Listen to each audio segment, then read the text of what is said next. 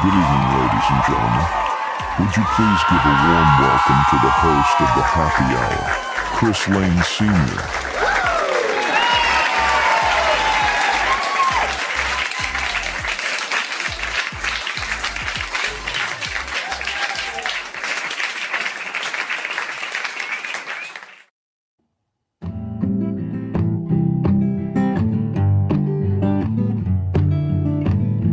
Burning up, I'm coming down. Don't look at me, just turn around. No need to pray, just walk away. 'Cause we both know I can't be saved. I can't be saved.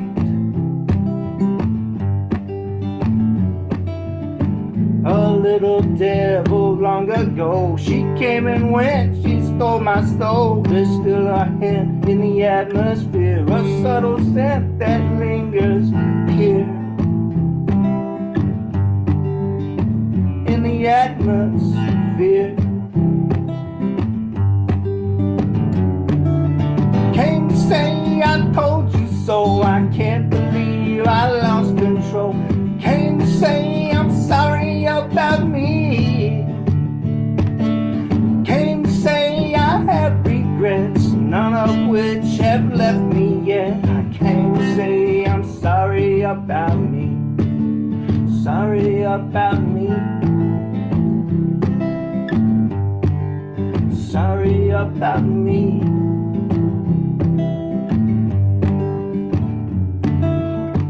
It's just a spark, a little light. Break up the dark, the dead of night. It ain't a ghost, child, don't you scream. It's in your head, it's all a dream. A bad dream.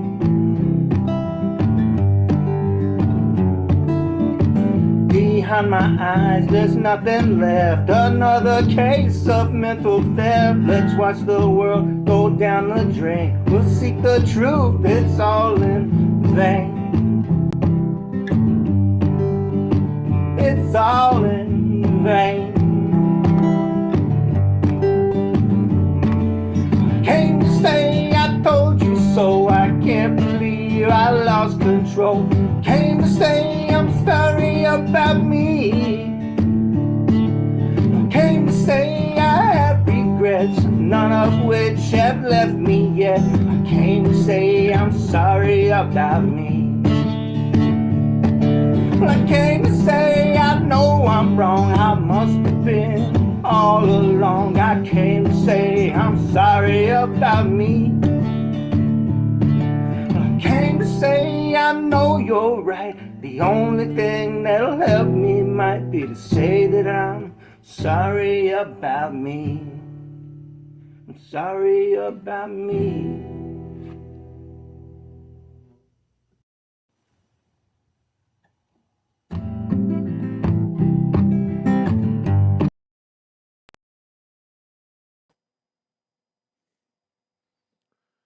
Hello, everybody. How we doing tonight? Welcome to the Happy Hour with Chris and friends. Although it's just me right now, I don't know.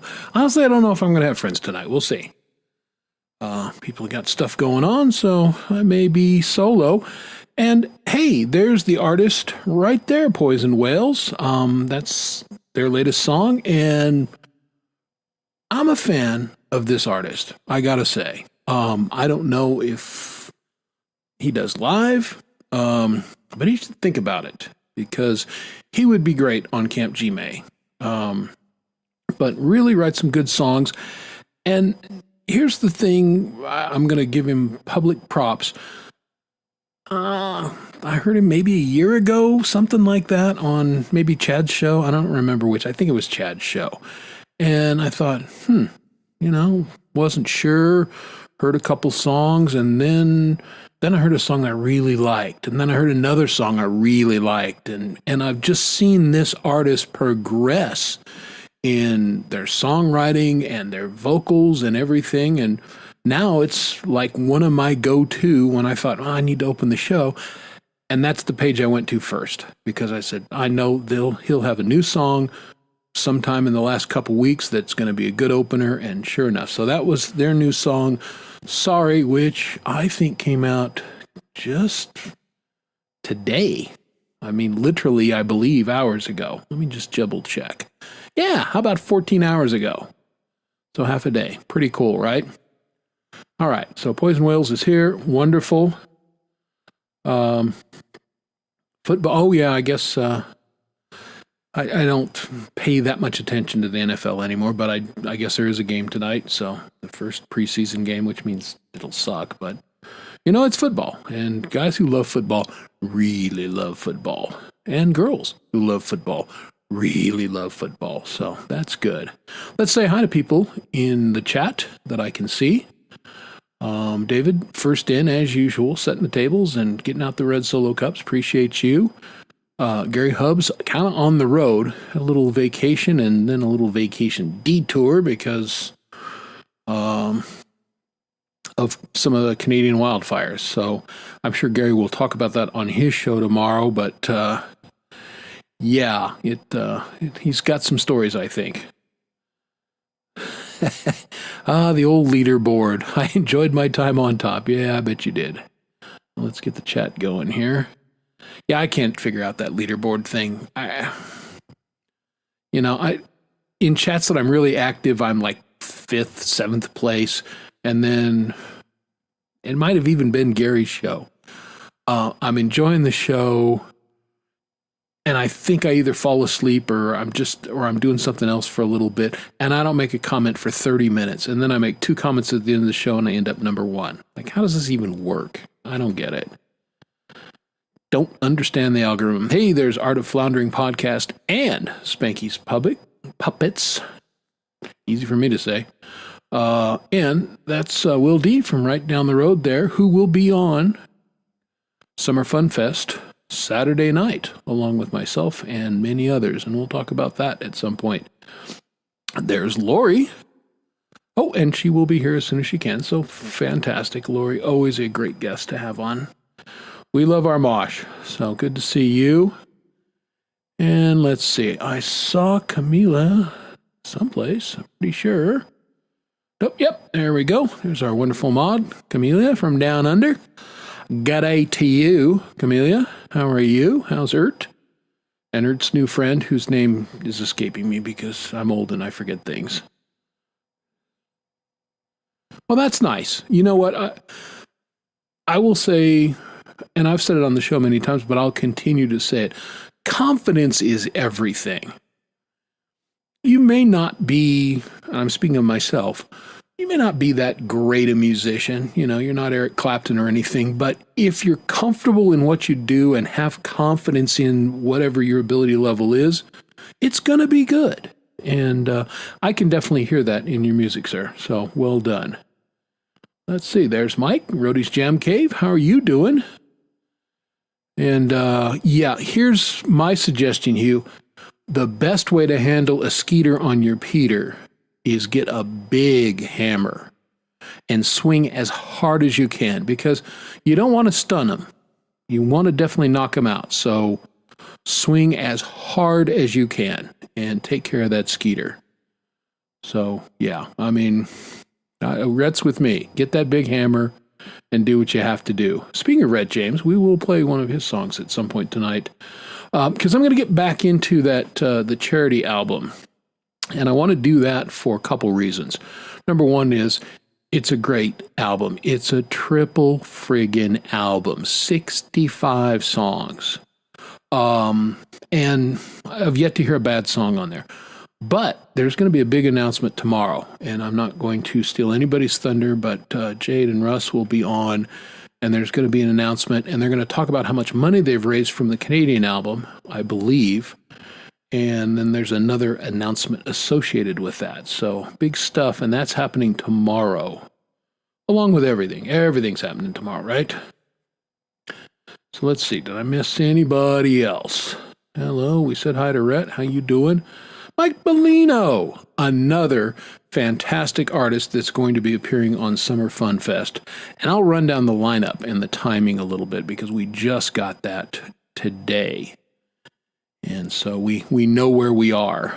And it's always good to know where you are. But looking forward to Mike Molino's set. Mike Molino is a super talented musician and really like his stuff. All right. So Mike says hi to Camellia. Camellia says hi to Gary. Gary says, hey, Lord Spike Protein, man. What's going on? Haven't seen you in a little bit. Good to see you. Thanks for joining us. I think I got everybody. If I missed you, I can't blame it on bad eyesight. I missed you, and I just suck. But thanks for being here tonight. And we're gonna chat about SummerFunFest. We're gonna chat about performing live, and I can't remember all what I promised in the description. I tend to forget that. Oh, I talk about the kitty gig a little bit. New AI litter box. Okay. Does anyone speak Rhett? Can someone interpret that for me? Because I'm not exactly sure what Rhett's trying to tell us there. But it's about his kitties. Rhett's a kitty guy like I am, so I've seen Rhett's cats. I think Rhett's seen mine. I think both my cats have finally made an appearance. I mean, my old cats were on the shows all the time, especially Newton. But the new cats have been a little shyer, but they are in the office/studio a lot more often anymore, and they're starting to pop their head up. And I know it was an after-hours thing at Camp GMay's, but Roscoe got on and got right up to the mic and went and purred as loud as I've ever heard him purr. So he apparently wants to be a star. The litter box spins. Okay. Oh, okay. Yeah, one of those litter bot robots. Okay. Yeah, I've looked at those. Those are interesting. Dog Paw, how you doing? Wolf, good to see you. Woof, woof, woof. And yeah, he gets the wolf, I get the meow. All right, thanks, Dog Paw. Well, again, welcome to the show on a Thursday night. This is kind of the lead off to the big entertainment weekend that starts on Fridays and goes through Saturday. And let's talk a little bit about SummerFunFest, because why not? Here is your lineup as of this morning. It's going to start off, and remember, all these times are Pacific, because Gary lives in the Pacific time zone. So it's going to start at 5:55 Pacific Standard Time, and our first artist will be Emotion New Soul. And then probably an artist that some of you guys are not familiar with. I've seen him a couple times because I do the live mics on Saturday, pretty much every Saturday. The artist is named Some Guy. And but he's not just some guy. He's a really good songwriter. You guys are going to like Some Guy. And then the aforementioned Mike Molino, followed by everybody's favorite, America's sweetheart, Valerie Bott. Then we got Rich New Design, and I'm sure he will be playing his great hit, the Reese's Dick. And if you've not heard that song, well, you're missing out. Axe and Nacho, who are actually have changed things up. Their thing was they wanted to always go at 11:11, but the problem was 11:11 in Eastern time zone is 2:11 in the morning, and he said, you know what, I want to go at a time that's not stupid. So he's going at what's 10, maybe, or I guess it's 11 his time, but 8:25 Pacific time. Then Sunshine Archer will be making her Camp GMay SummerFest debut. And then followed by Will D, my neighbor down the road there a little bit. Then Michael Songs, who we all know well. Then yours truly at 9:55 Pacific time. And following me will be Mr. Smith from the UK. Then the Leelaverse, then Al Sanchez, then Empirism, and the headliner is Scotty Butters, and that will be creamy and buttery. So that's your lineup. Presumably nobody's going to drop out or anything, but that's what we're looking at. I'm pumped. I am ready to go. I've been practicing my set. I think it's tight. I ran it past the cats today at the animal shelter. I got several paws up, so that is good. Looking forward to it. All right, just checking the chat, make sure I didn't miss anything. So that's what's going on Saturday. Of course, we got lots of entertainment Friday, and we'll run through that. Yeah, do I go sing to the Putties? I do. In case you guys are not aware or missed the show, I volunteer at the Denver Animal Shelter, and it's a program called Wild Tunes. And the program it started in Houston. It was a kid who went to basically I don't know what to call it. It's not an advanced school.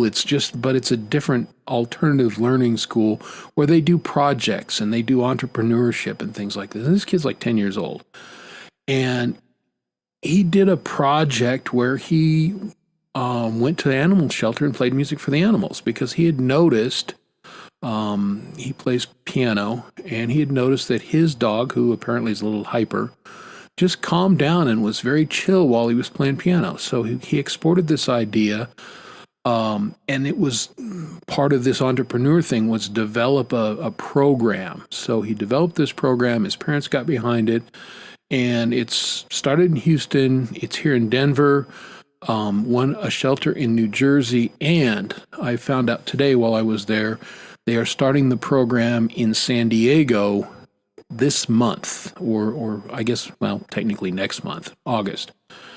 And I'll get details on that. So any of you San Diego musicians, contact me and I'll get you hooked up with these people. But the program is called Wild Tunes, and I go at least twice a month and play for an hour or so. And just the point of this is to get the animals integrated with people being around. Animals respond to music well, just like people do. And I've certainly had that experience when I play for the cats. And of course, I've played for my own cats here for decades. So it wasn't a foreign concept to me. But when my wife saw this program and said, "Big guy, this is something maybe you should be doing," and went down to the orientation and said, "Yeah, I'm all in." And I got to say, I really enjoy it. And I'm also happy to say that except for one cat, I have never seen the cat, and I go again, no less than every other week. And I've only seen one cat multiple times. And I'm checking with them. I'm not sure what this cat's issue is, why it's not been adopted. Because this is one of the cats, he's really cool, and he enjoys when I come into the area and play for him, and he gets frisky and plays with his toys, and he enjoys it. So I'm not sure what his issue is exactly and why he's not been adopted yet, but he seems like a cool cat. So get these animals a good home, and that's what we're all about. So there we go. Gary is starting to throw links for us. Thank you very much. And he'll have that in a few minutes. But here is the aforementioned SummerFunFest.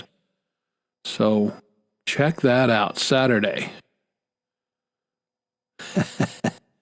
Yeah, interestingly enough, I've got a cat toy that does squeak, and the cats don't care because when I turn the sound off, they just like the motion. They don't care about the sound.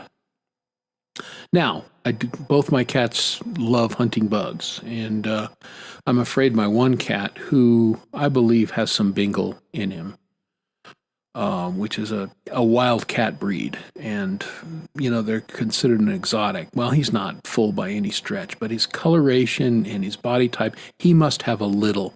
And he's a small cat, but he can leap clear up the glass to get a bug. It's pretty impressive. And I'm just afraid one of these days he's going to go through the glass. I don't want him to get any bigger, because then that would be a danger. Hey, there's the real Justine Casbrick. So, yeah, Rhett knows. Rhett has kitties in his studio 24/7. So, yeah. I thought I saw somebody else sneak in. I did. Miss Stephanie, another one denizen of Down Under. How are you, Miss Stephanie? Great to see you. Welcome to the program. Good to see you. And everybody's saying hi to Miss Stephanie, as we should. And there we go. Gordon Lee Weaver. How are you doing, my friend? Good to see you.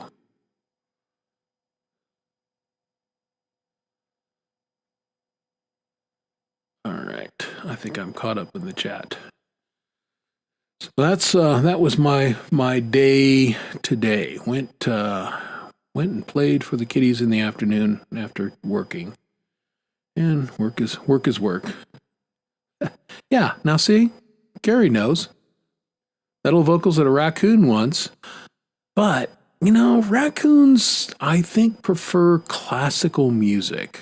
I've never seen a metal raccoon, with the piercings and the studs and everything. They just seem, I don't know, a little more refined. They like a little chiller brand of music. So it certainly wasn't you. I love your show. All the rest of us do. I think that raccoon just has bad taste in music, frankly. I think that's on him. Again, let's review. He was going through the trash. Maybe he likes punk rock. I don't know. Those are my raccoon jokes. I'm not a big fan of raccoons. I mean, they're super smart. They really are. And too smart, frankly. And I had to go to war with a family of raccoons, I don't know, about 5 years ago, and they all now live out on the prairie because they couldn't stay by my house anymore. They were literally tearing the siding off my house and trashing my place. So it was either shoot them or find them a home out on the prairie, and I found them a new home.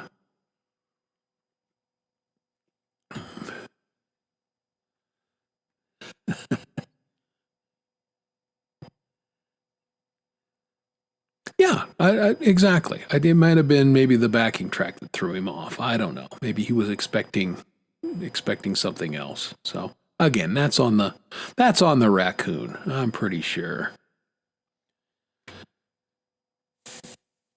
All right, I'm trying to remember what all I put in the description of the things I was going to talk about. We kind of covered SummerFunFest, and I'm looking forward to it because I missed the last big GMay concert. I was out of town. That was for my uncle's funeral, so I was not able to. And I was scheduled to do that one, obviously. My uncle's passing did not fit that agenda, so was there and missed that show. So really looking forward to playing this time. And I did a little test. I want to say Monday, just a quick pop-up stream, and Frank Terzo, Gary, and a couple of people were there. I think I had 7, 8, 10 people watching, and I think I played 4 songs or 5 songs, just as a sound check, just to make sure that things were good, because 2 weeks ago on Gary's show, StreamYard hosed me and flipped settings. So I have a backup mic. I have a Blue Yeti here that I can use to just go direct if I'm not going to play music or anything else. And for whatever reason, it switched over to that rather than going through my DAW and my regular setup. So I'm singing and playing my ass off, and it was just going through this, crappy dynamic mic up here. And they let me get 3 songs in before Dom, God bless him, thank you, Dom, goes, bro, that just doesn't sound right. What's going on? And I'm just start looking at settings, and I think it was Coldacre that said, yeah, it sounds like it's just some crappy, USB mic. And I went, aha. And checked the settings, and sure enough, it's like, are you kidding me? Son of a bitch. So the last 2 songs I did were pretty good, but yeah, the sound was not great. But should be good for this Saturday because we checked. And since Michael Songs goes before me, I'll probably do a private with him real quick.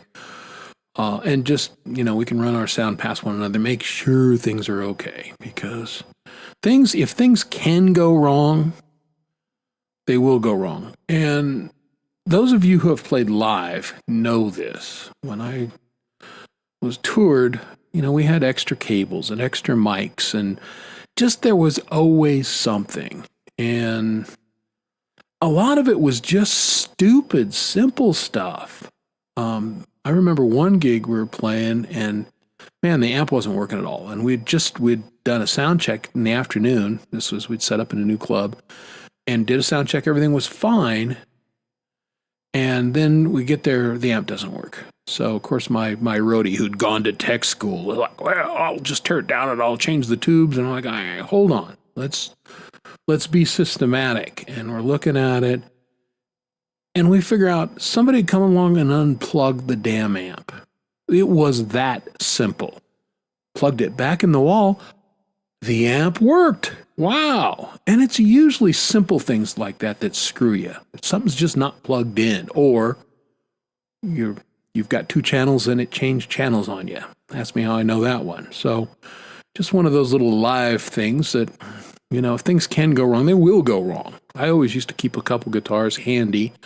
I mean, I guess I still do. So if I were to pop a string or something like that, hey, I just grab another guitar and we keep going.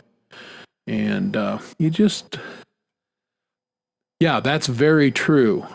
Cats, that's why my cats are only allowed in the office under pretty strict supervision. And they're not allowed on the desk or anything because, those little putties will unplug shit because they love playing with wires. That's what cats do. Dogs aren't much better. They will break stuff just because they're doofy and clumsy and happy to see you, and they get all excited. Man, if you got a bigger dog and get that tail going, they can do a lot of damage in a hurry. So, love animals, but gotta watch them. Hey, there's David. Thanks for first in and saying hi again. Good to see you, man. Be well, my friend. I did want to talk about playing live a little bit. And I don't know how many of you guys are doing that currently. I mean, I do it pretty much every Saturday. That's kind of my thing, is go to GMay and play, because it's fun. But, Rhett goes live and he plays a little bit live. I know some of the other people, Mike Molino certainly does. Gary Hubbs does every Friday. And it's a fun experience and everything, but it's definitely a different thing from recording. And, I do both fairly frequently. But it's very different. It's a different mindset, and, I enjoy them both, but they're definitely different. I got to see what Rhett has to say here.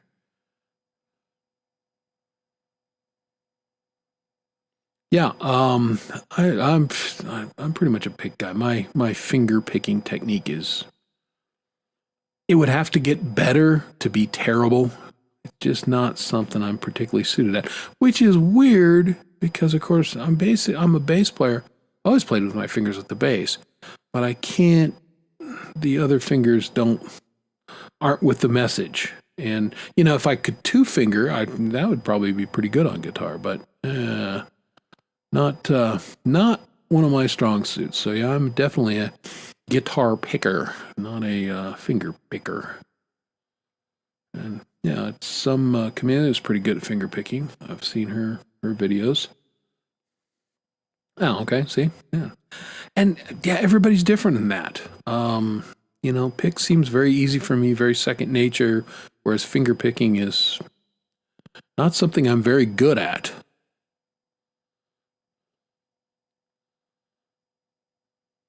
Yeah, and that's a good point. And I think, you kind of do one or the other. This is where Dom's at. He's was playing live before he messed up his finger, and he hasn't recorded anything in about a year. I'm like, dude, what are you doing? But he's now got it in his head that, no, I don't know how to record anymore or anything. I'm like, well, that's just silly. But I've been pretty active in the studio. Now I've got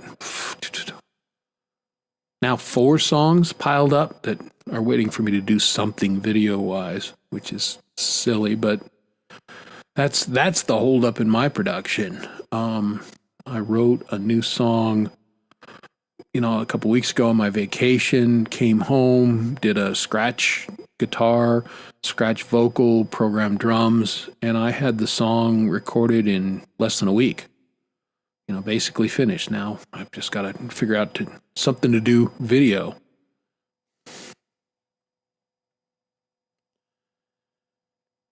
There's something to that. And for me, it's different because, when I'm playing live, I'm basically with my acoustic and I'm kind of playing, an unplugged set. And whereas in the studio, for me, that's like full band. Back when I used to have buddies and we'd all record together. So, they're different for me in that respect. I enjoy them both, but I don't know, they're not the same. Yeah. Yeah, it's again, you do different things like that, but I think I feel like they all fit together, but we probably all have our preference.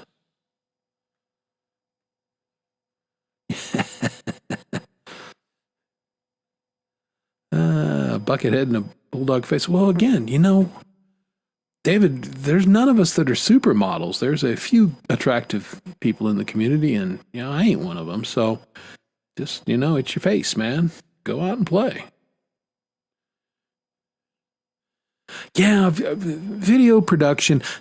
I actually enjoy the video production. I hate the costuming and the setting up and the recording of the video itself. Once the video is recorded, then the editing part, that's all fun for me. But again, the mindset of, okay, I've got to get up here and I've got to turn on my fan and I've got to pretend that I'm actually playing this live.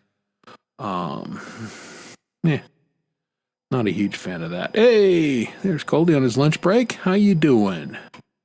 Yeah, Coldy gave me a couple pointers the other day on the aforementioned song. I ran the mix past him and said, give me 2 tips on this that you think you would improve, and he gave me 2 good ones. So I went back and tweaked those little things per Coldy's suggestion, and it's just a little bit better because of it. So thank you, my good friend, who is unfortunately working, but it's his Friday. So in a couple hours when he's off, he can get a beverage and go, and he's off for the weekend.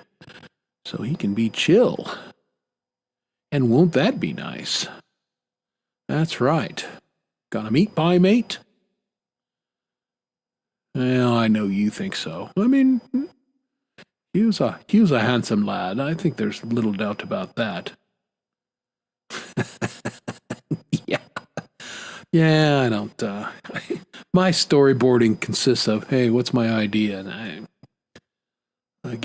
I can't get that far into it, and I appreciate people who do. God bless you. I think it's wonderful, but yeah, I don't have that kind of, A, I don't have that kind of patience. B, I don't have that kind of time. I still work full time for a living and will for the foreseeable future until I'm, 80 or something. Yeah, I will be associate editor of one of our flagship magazines starting this month. No, I'm sorry, starting in September. Because the editor's slowing down a little bit and probably needs a little more help because he's only 92. So yeah, I'll be, as long as I'm alive, I'll probably work until I'm 92. Why not, right? I love working. But there's 24 hours in a day, and I got my cats in my garden and everything. So, and I love playing, and I love recording, and so the video production, that takes a backseat to all that other stuff.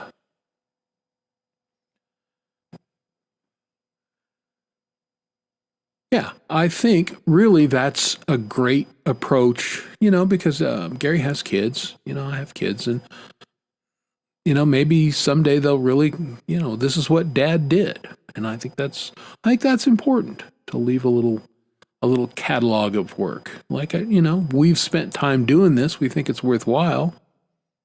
That's why I'm in the publishing business, committing ideas and pictures and text that presumably, as long as the book or the magazine is physically intact, it'll be there forever. Interestingly enough, a lot of my stuff is going to be intact long after the digital version of is dead because, digital is the electricity goes out, ain't no more digital. That's just kind of how that works. That's right. We don't want, here's why we don't want Hugh to get a big head. Because his last video with Lori, I think I got to find that. I'll play that because I like the song. He was wearing a really snappy Stetson. And if his head gets too big, then he can't wear the nice hat anymore. And that would be a damn shame. So we don't want that to happen.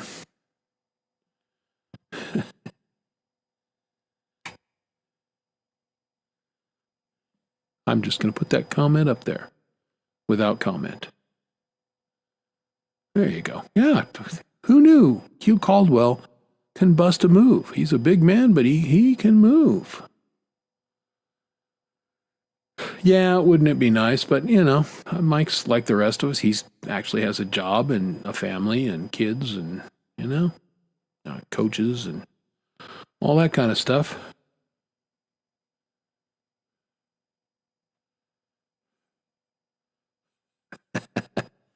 I can follow you a lot of times and, but there are occasions where your thought is not linear enough for me and I'm like, I'm lost. Most of the time I can get because you do a lot of things phonetically, which is not a bad way to go, right? And again, even though I edit, I can pick out a misspelled word. Now, do I misspell words? All the time. I have to edit myself before I send things out and you guys have seen me in the chat. Hey, I blow it in the chat fairly regularly. Well, that's good. Yeah, wiring is important. Don't lick the wires before you plug them in. I'm just saying.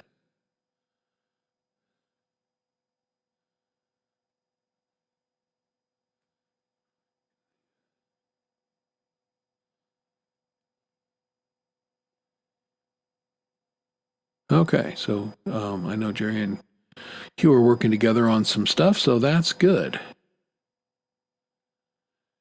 Yeah, Val is the best. I'm looking forward to her show tomorrow. I'm really looking forward to her set on Saturday. And she is just a delightful songwriter. And the conversation I had with Mr. Smith 2 weeks ago, that definitely came up. Both of us are astounded at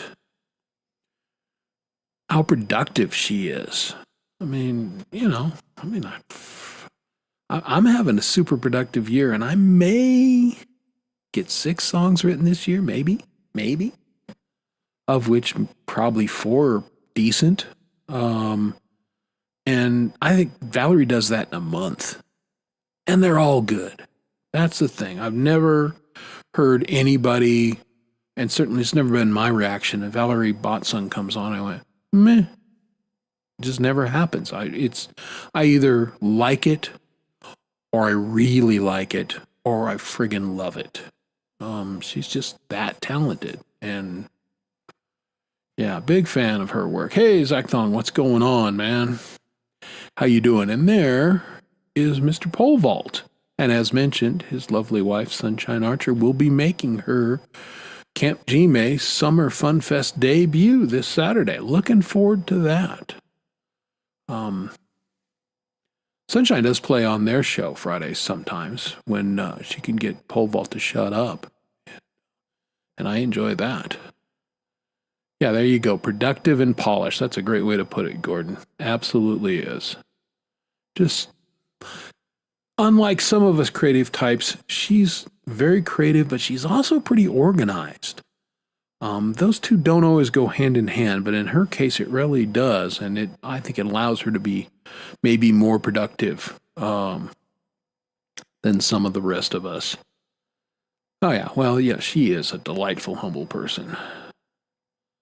She's now, speaking of, not that she would get a big head, but yeah, we're talking so nice about her that gee whiz, if she's got a really nice Stetson too, and it might not fit if we're not careful here, so. All right. I think I'm a little behind. Okay. There we go. Yeah, I think that's basically the general consensus, Zach, is Valerie is pretty nice. Well, of course you can hear me because I haven't muted myself. I love busting Pole Vault's chops. Pole Vault has got a great sense of humor. He's a fun guy. And yeah, I got your message today, and I sent you back a message. We need to work with that guy and go. Come on, man. Come on, man.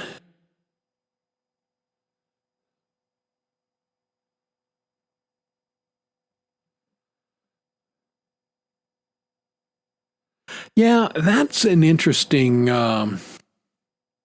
Everybody's so different in that respect, and I tend to have little ideas, and then they'll fall on me basically fully formed. It's not very often that I get partway through and then I don't know where to go.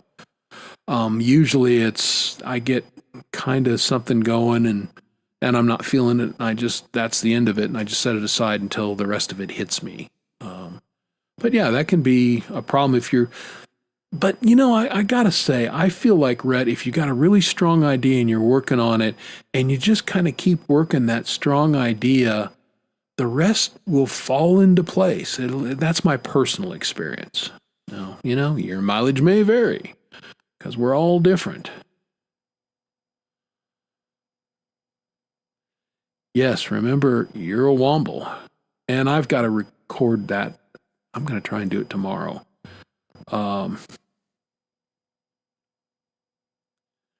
But Valerie, if you don't know what we're talking about, Valerie has working on a little song and is asked for community input of kind of some vocal things. So check out Valerie's channel and get the information. If you think you want to be, if you want to be a part of it.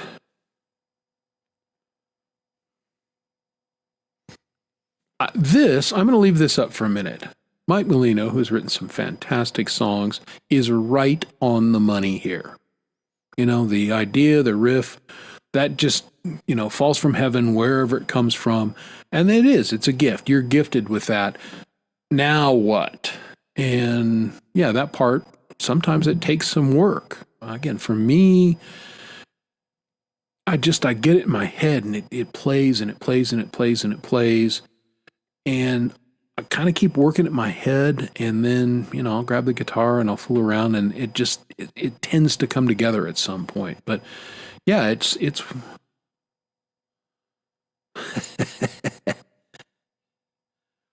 Lawnmower Man absolutely was a real song.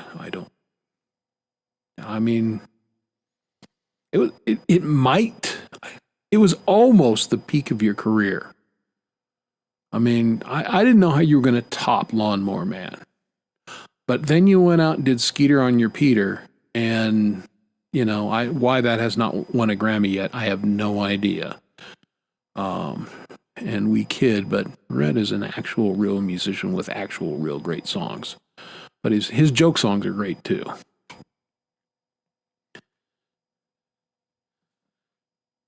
Well, yeah, that's a big part of, Mumble, the cadence. I think that's a great, the great Paul McCartney, who's written million selling songs. Yesterday was Ham and Eggs? He had ham and eggs over easy on my legs. He was just making up stuff. He had kind of the melody. He had no idea what the lyrics, and he kept exactly what has pointed out here, kept working it, and then it clicked for him. So most of I'll have maybe a hook or some words, and then the rest of it, I'm just singing along with it until I kind of get a melody cemented in my head, and then the words will tend to come to me. But it's a good way to work it. And you can record that too, by the way. There is absolutely nothing wrong with recording little fragments or little ideas. And I've probably got 30 in my DAW that I'm I'm partway through, and I think maybe I can do something with them someday, but they're there and they're captured, and so I don't forget them. And that's perfectly legit way to do things. All right. Camille has posted Valerie's link. Thank you very much.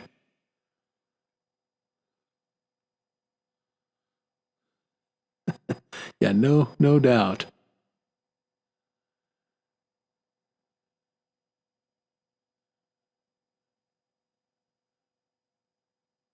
Again, I'm going to post this up here and let, if you're following this saga, I mean, there's more to come, folks.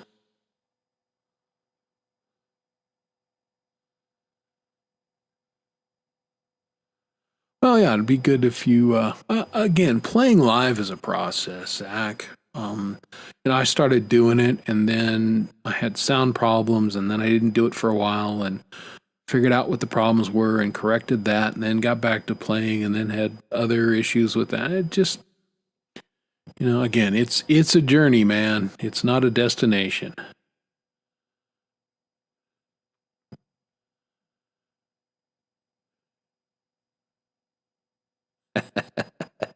I should play it. I think that's a brilliant idea. I'm gonna have to go get the link here in this area.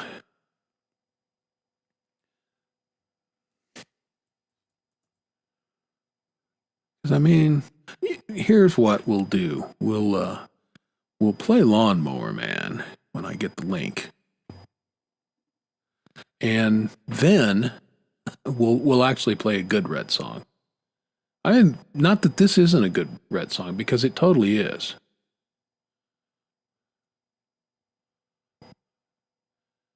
But all right, I think I got it. We're gonna get a little bit of Rhett's Lawnmower Man, and then we'll actually play a good song. So hold on for this, because you will be stunned and amazed.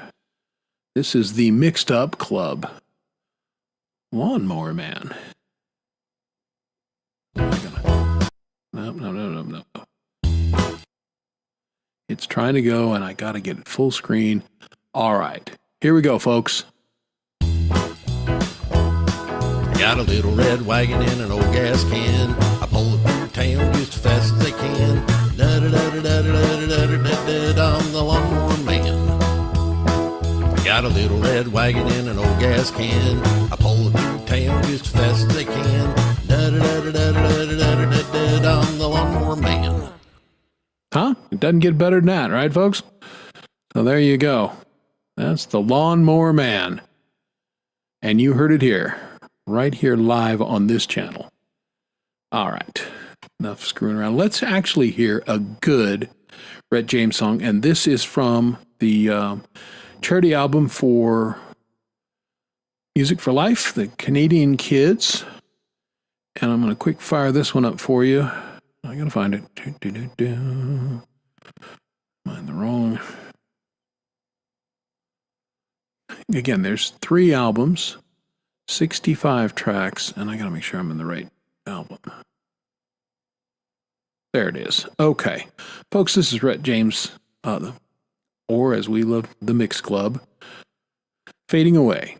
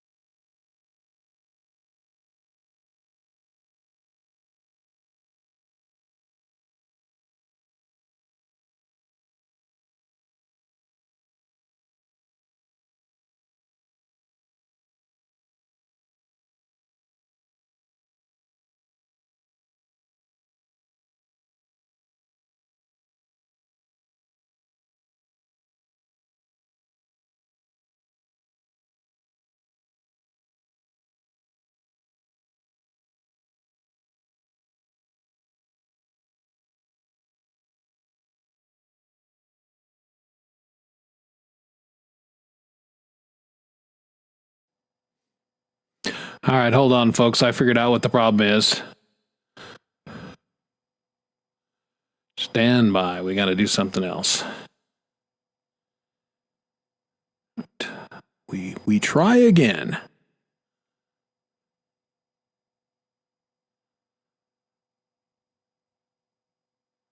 All right, give me a 1.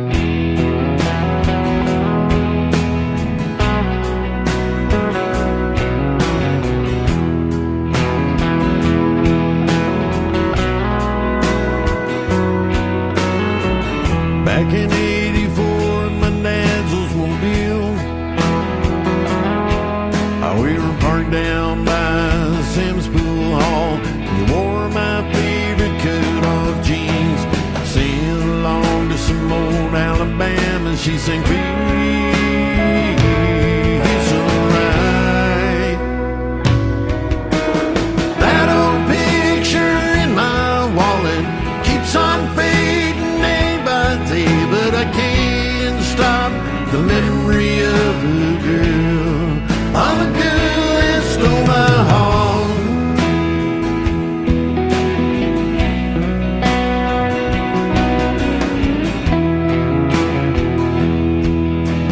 Playing all those one-night stands, every mile takes us farther away. Playing shows from town to town, and your letters fade away with sound. Thought I had from heaven, girl, to come back home again. That old picture in my wallet keeps on fading day by day, but I can't stop the memory of a girl, of a girl that stole my heart.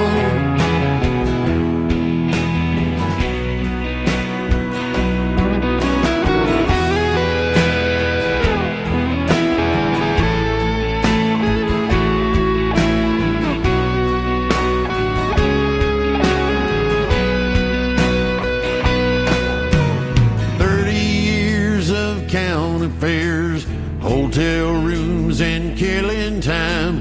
What I'd give to trade it all on. Take me back home tonight. Now the road is getting harder.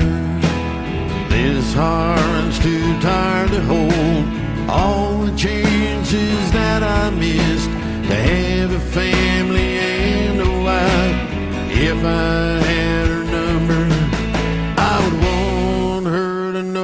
I'm rolling home. That old picture in my wallet keeps on fading day by day, but I can't stop the memory of the girl that stole my heart.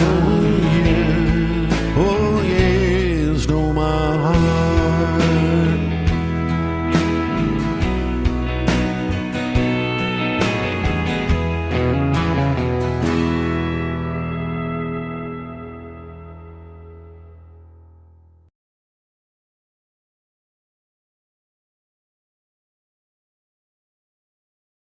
All right, that was Red James, everybody. Fantastic. And good stuff. Thanks for helping me out with the sound thing. It was playing in the tab, but it wasn't running through the StreamYard. So I was enjoying the hell out of it, and you guys were getting the sounds of silence. So I apologize for that. But great song. If you missed it, Rhett was on this Monday on Frank's show, the Community Pulse on Mondays, and interviewed by none other than our own Hugh Caldwell, who did a fantastic job keeping that on the rails and providing, between Rhett and Hugh, providing Frank. I really think he peed himself a couple times. He was laughing so hard. But if you miss that, usually you don't go back and I recommend going back and checking the replay of that one because it was super entertaining. We got to learn a lot about his musical journey, and that particular song was written for a friend of his who was there in the chat, which was really lovely and sweet. So I'm way behind in comments, but I'm going to go back because, we're talking songwriting, and I think that was good. And Mike has a very pertinent comment here. You finish the song, and then you go, okay, now what? What do I do with this? Well, for me, and I end up playing it live fairly frequently, And it's interesting because it tends to get, I don't know, more polished. If you listen to me play live in one of my songs, and if you listen to the recorded version, a lot of times there's little variations of the lyrics, and it's just they've been refined over time, and just kind of how it works. If I was really disciplined, I would work it, and get the lyrics down perfect, and then record it. But who does that? Not this bro. So anyway, yeah, Justine has been doing some lives, got her live game on, and I guess is doing it this next Sunday. And hey, let's everybody say hi to Crow on the Wire, who has joined us. That sounds very cool, man. We'll have to look for that on your channel. Let us know. I'm assuming you're talking about the one we just played and not Lawnmower Man. Although, again, Lawnmower Man, pretty classic. All right, let me get a little caught up on comments, but there was definitely some good songwriter stuff in here, which, again, I love discussing the art of songwriting. I think it's interesting, and because everybody has different takes on it, everybody's so different in how they approach it and what they end up with. I think that's very cool. That's right. Yeah, no solo on Lawnmower Man. Sorry, but maybe the next version.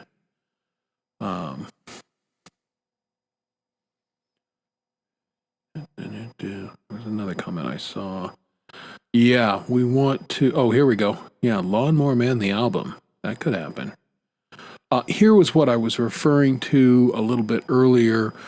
Next Music for Life announcement tomorrow. So this, I'm assuming, is going to be the American version. And typical, I've been on the UK one and I've been on the Canadian one. Now I got to write a song for the American one, because that would be so me to not be an American and not be on the American album. But part of the requirement is to have new music that's not been heard anyplace else. So I got to write a new song and have it be worthy to be on this album. So got a little work to do, and I'm sure I work best to deadlines, so they'll have a deadline for it, and of course they'll probably go past it, but I like deadlines. I tend to work better on that. Yep, that's the old dead air. Dead air. Again, this is a very professional program you're tuned into. Just think, I could be drinking. This is Thursday nights. You get dead sober Chris Lane doing this program. So, if I had a couple belts, it would be either more entertaining or it would really be a shit show. And I don't know which way that could go. All right, let me get a little more caught up here. Yeah, now we're back to, yes, we actually played the song. Yeah, and it was.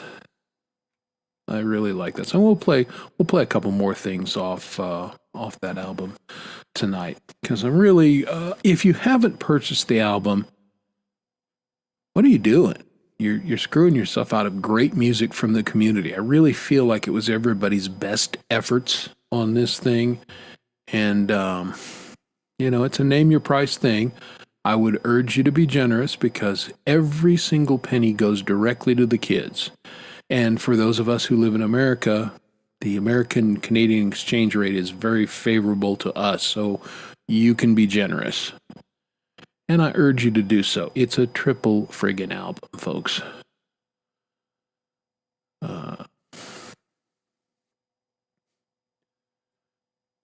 Yeah, here's the link. Terrorizing Frank. It was a great show. I really enjoyed it. You did a great job. And even with Rhett and Hugh, no translator needed. You could tell what they were saying, and they understood one another and had great conversation. It was good. That's right. A picture of Hugh in his wallet. Oh. Yeah, Coldacre does have feelings, I strongly suspect. We don't know, but I think he probably does.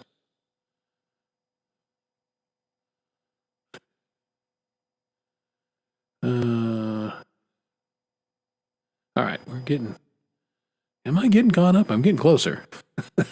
You folks are chatting away, which is fantastic. I really, really like that. Yeah, and there's so many different styles and different songwriters in the community. It's really quite good. Yeah, you got to get in the weeds to find things sometimes, but Coldy is great at sniffing things out, as it were. All right. Well, I can't compete with the cute nurse girl and who's cute and hot. You get old me, so sorry. Hello there. Welcome to the show. How you doing?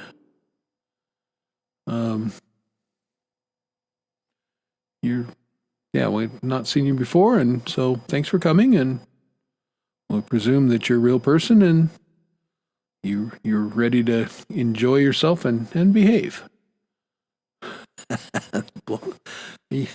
I really want to do that song just to stick it to Henley, just, because it's actually, I'm not a huge Henley fan. It's a pretty good song. The lyrics on that are pretty cutting, and they're right on. Bubblehead bleach blonde comes on at 5.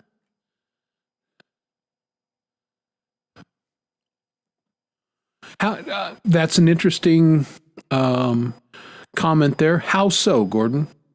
What's the science experiment? You're trying different sounds. You're trying different. I'll speak for Dom a little bit.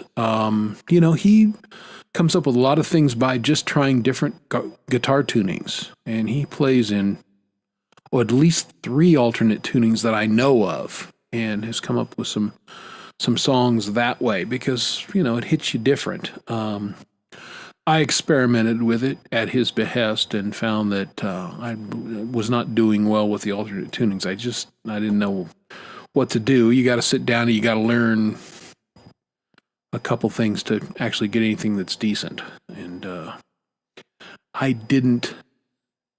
No, I'm so sorry. I'm not the cute news girl. That's not all bad. Happy accidents. Bob Ross always used to talk about the happy accidents, and there's something to that. I think it was Henley. It might have been Fry. The song "Life in the Fast Lane" came about because he was riding in his drug dealer's car, and they were racing to go get cocaine someplace, and I think it was Henley was, crapping himself because this guy's weaving in and out of traffic on the I-5 at 85 miles an hour. And he's like, slow down, you're going to get us killed. And the drug dealer just turned to him and goes, hey, life in the fast lane, baby. And that's where the song came from. So.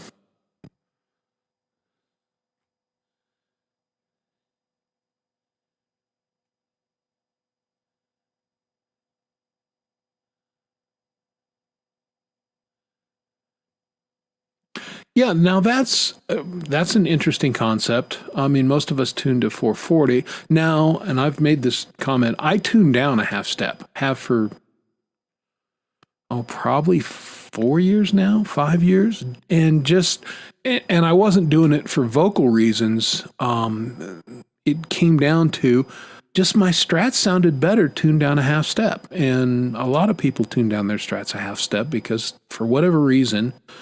They just sound a little better. They ring a little truer. But I kept all my other ones in standard E440.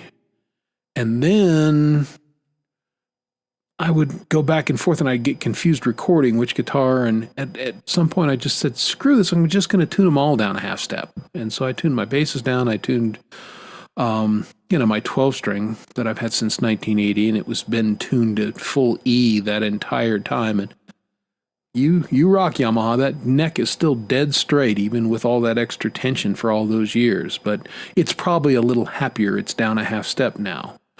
But yeah, Gary's a drop D bro.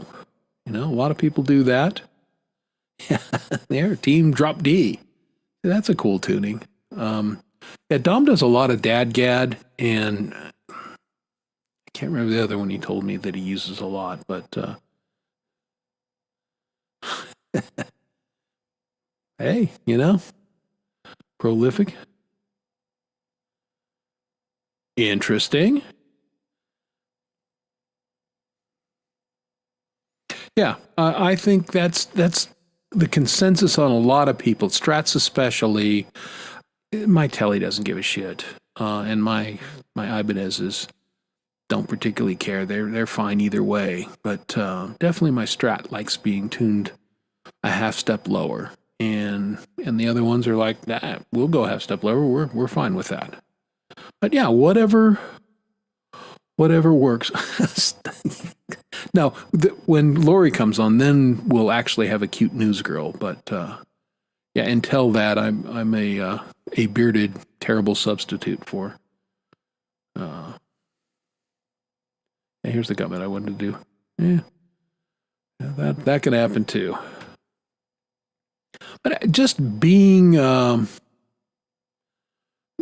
whatever it takes to get a little creative, and I think definitely changing your tuning or trying something different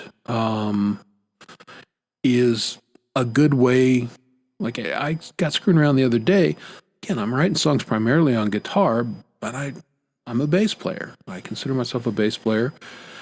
And I got out the bass the other day with the sole intent of, I'm going to write a song on this bass and just do a bass line and see what happens.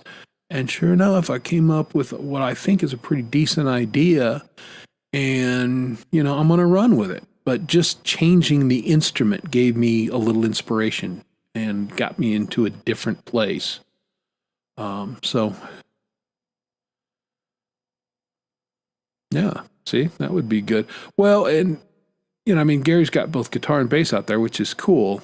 And again, like I mentioned, when I used to play live, I don't break strings, just never have. But I never had less than 2 basses and or 2 guitars, depending on what I was playing, available to me for live work. And a lot of times it was 3 because, things go out of tune, lights, you never know what's going to happen. Sometimes guitars the wiring gets funky and they just quit working. That's always fun.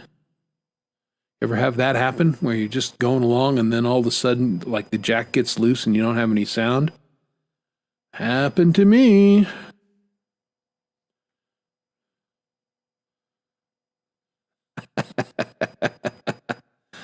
That's right. Play jazz. Tuning is kind of a suggestion.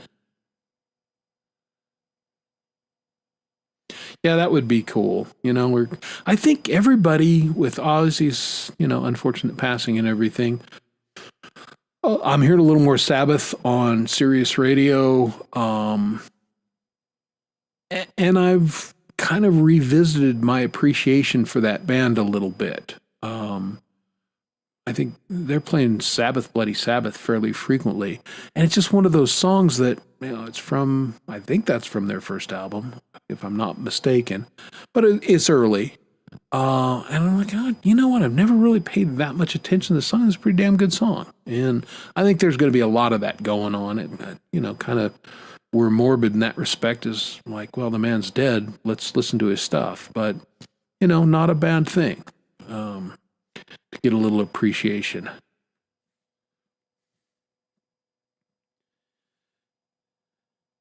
All right. Well, good night, Justine. Thanks for dropping in. Appreciate you. I will, I'm sure I'll see you on the show Saturday. And, depending, maybe I'll drop in Sunday a little bit. I haven't been able to do it yet, but we'll see what happens. But have a good evening. I'm with you on this. I've never owned a 5-string bass. I will pick them up in the music store and I will play them. But it's just, again, if I need that D, I'll go ahead and just tune down.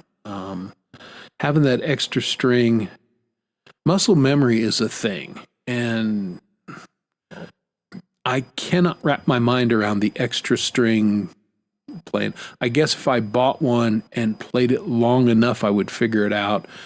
But I play them in the store and it's like, this sounds cool, but I get lost right away because I keep going to the muscle memory, the lowest string. It's like, well, that's not the E string anymore, bruh.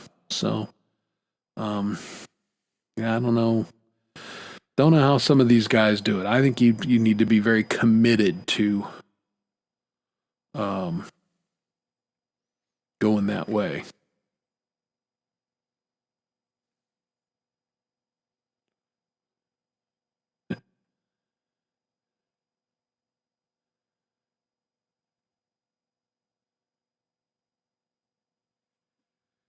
Yeah. Yeah, the guy from Cheap Trick plays both 8-string and 12-string basses, Tom Peterson. And it's a very interesting sound. I played one once. It was at a music store, and it's very cool. It's kind of an interesting sound. If you're playing 3-piece like that, I can see the wisdom of it. It definitely broadens things out a little bit.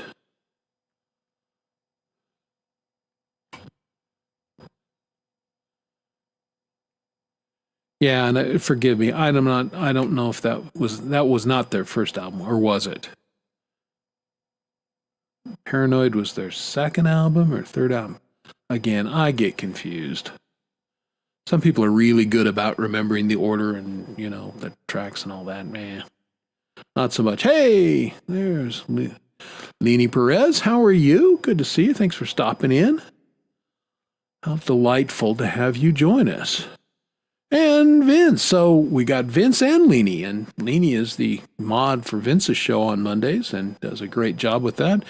And I'm pretty much on Vince's show every Monday. I don't always get in the chat, but I just listen because it's a great show and on after Frank's. And Frank takes a dump on Vince, which is very nice of him in some ways. And yeah, Vince, a great guitar player and doing some fun stuff. So doing the little shout outs there. Yeah, some guys, if your man Gordon loves his 5-string, it's one of those things. If you get used to it and you love it, having that extra low end is not all bad. I can see the wisdom of it. Just was not for this. I'm an old school 4-string guy. Yeah, everybody in the pool. Yeah, I saw a joke today. It was kind of, the guy said, I went swimming today and decided that I peed in the deep end of the pool, and the lifeguard caught me, blew his friggin' whistle so loud it scared I almost fell in. Yeah, you can think that one through. All right.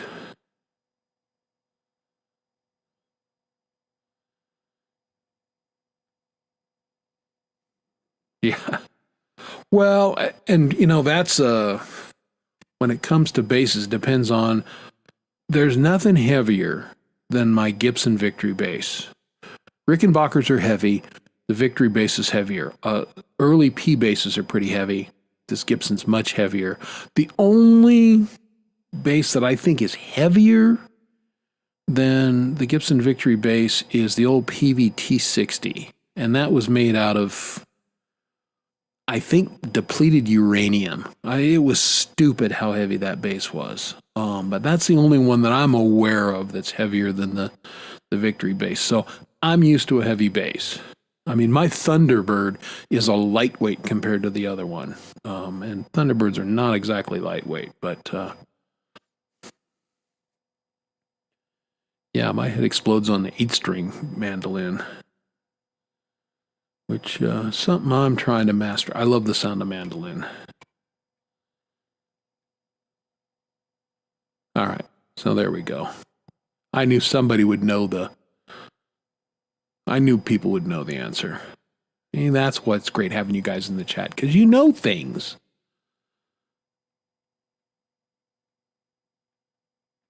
Well, I appreciate you too, Vince. I mean, again, quality. There's some quality entertainment in this community. If you're not entertained by some of the great artists in this community, I just got to say you ain't trying very hard. Okay. Oh, you got the kitty. Nice. Yep. All right. Well, good lurk. I'm looking forward to seeing you on Saturday, sunshine, and again, confidence. Breathe in, breathe out. You got this. You'll be great.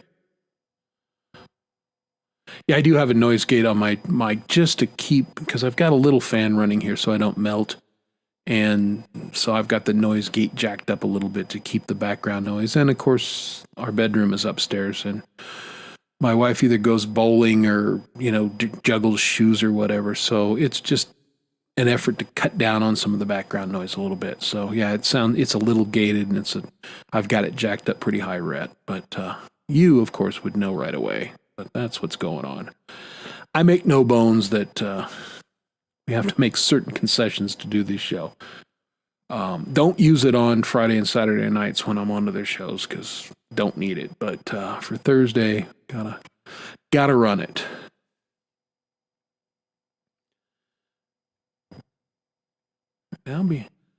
How behind am I? I'm wondering.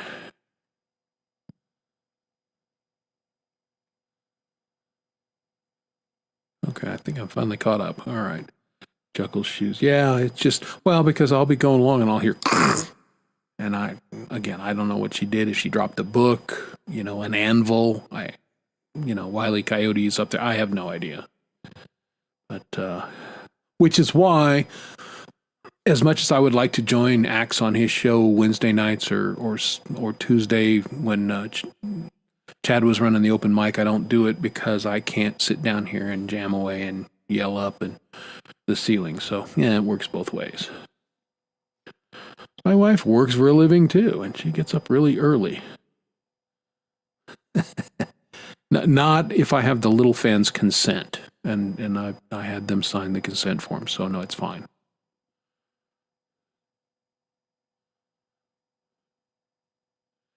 Yeah, I'm just running through my DAW.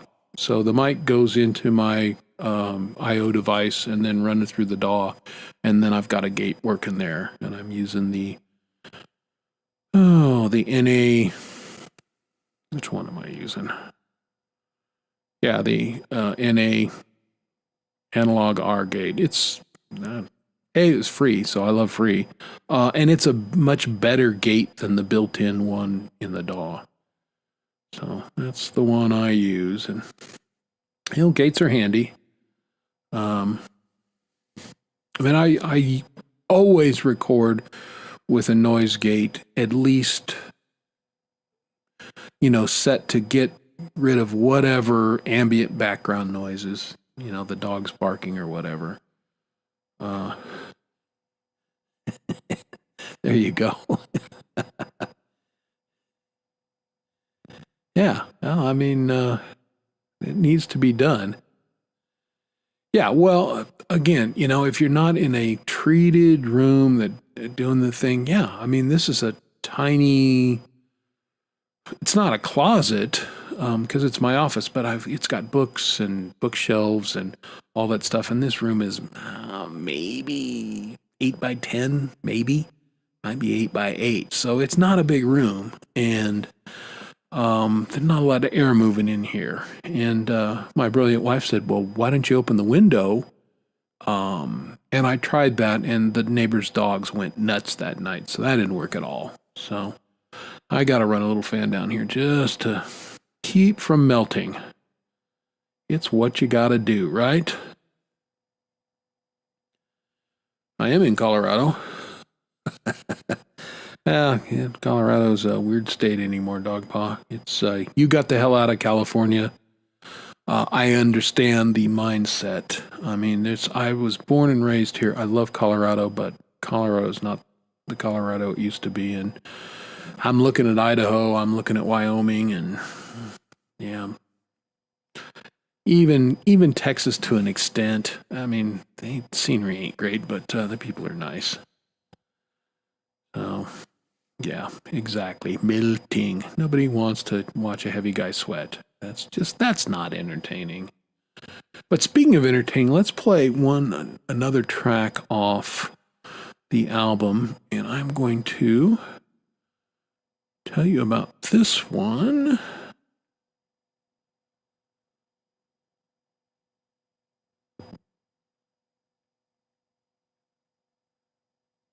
I gotta scroll and find it because I don't have them all down.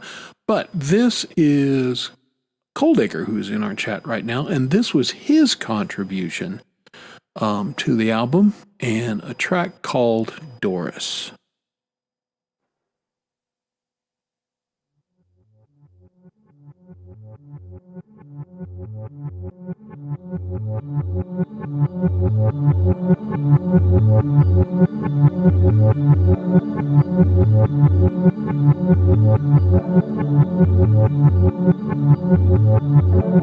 Hello, Doris. There's only one of you.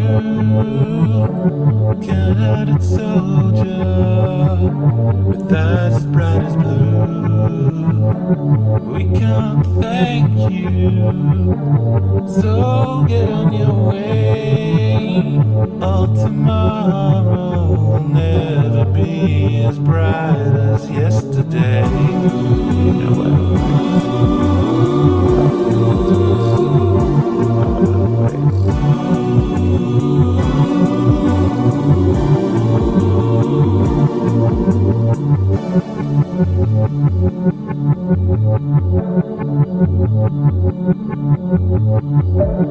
Goodbye, Doris. You got a Mrs. You. Your laughter lingers like springtime breaking through. We'll hold you closely in the things you'd say, and we'll carry your love throughout our remaining days.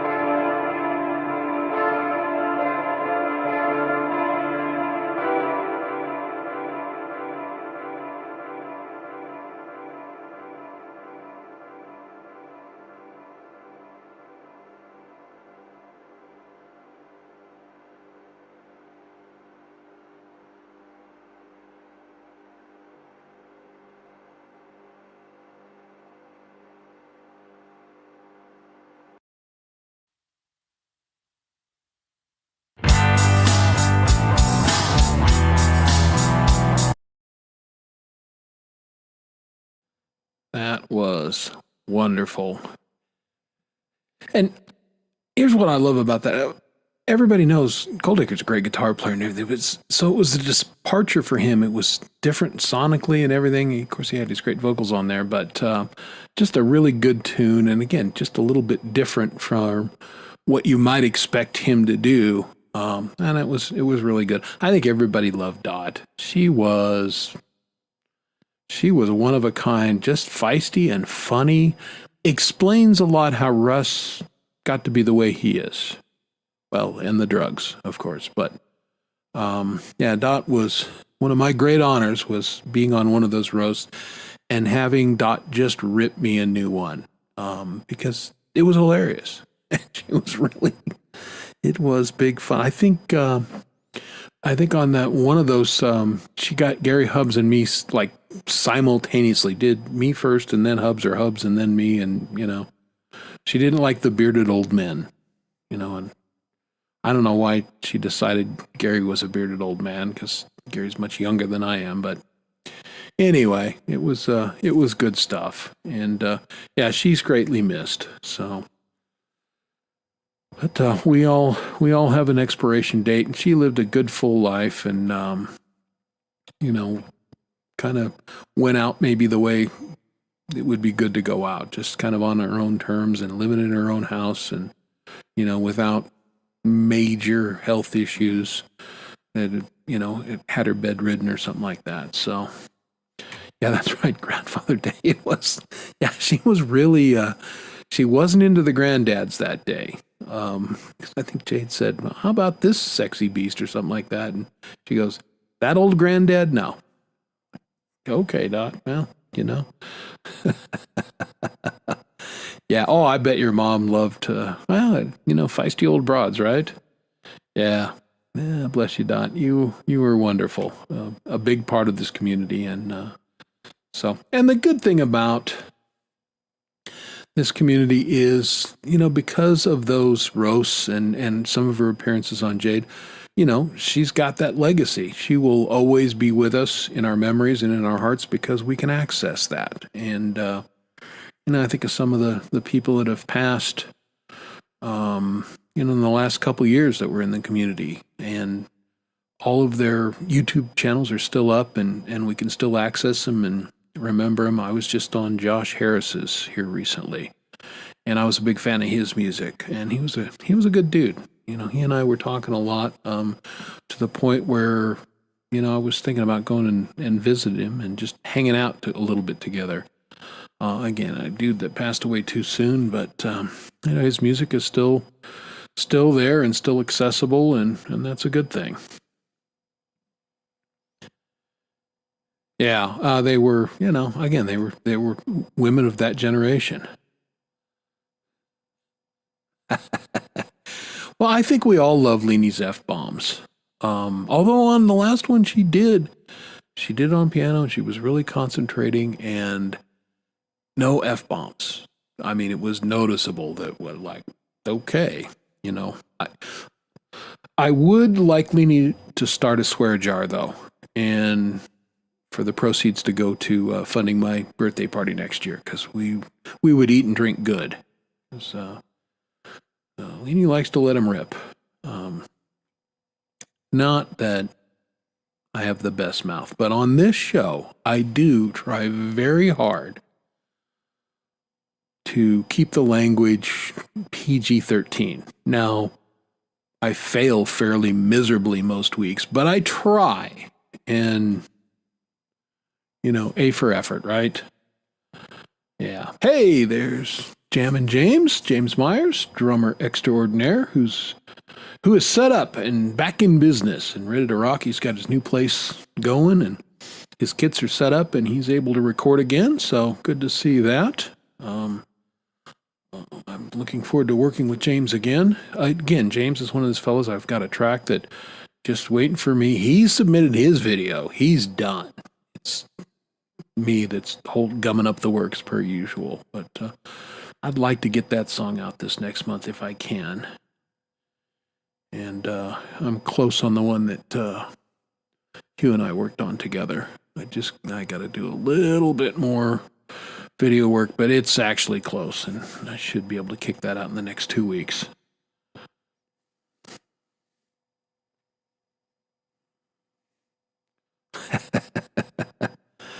Oh, yeah. There's sometimes a little disconnect with that. It's pretty funny.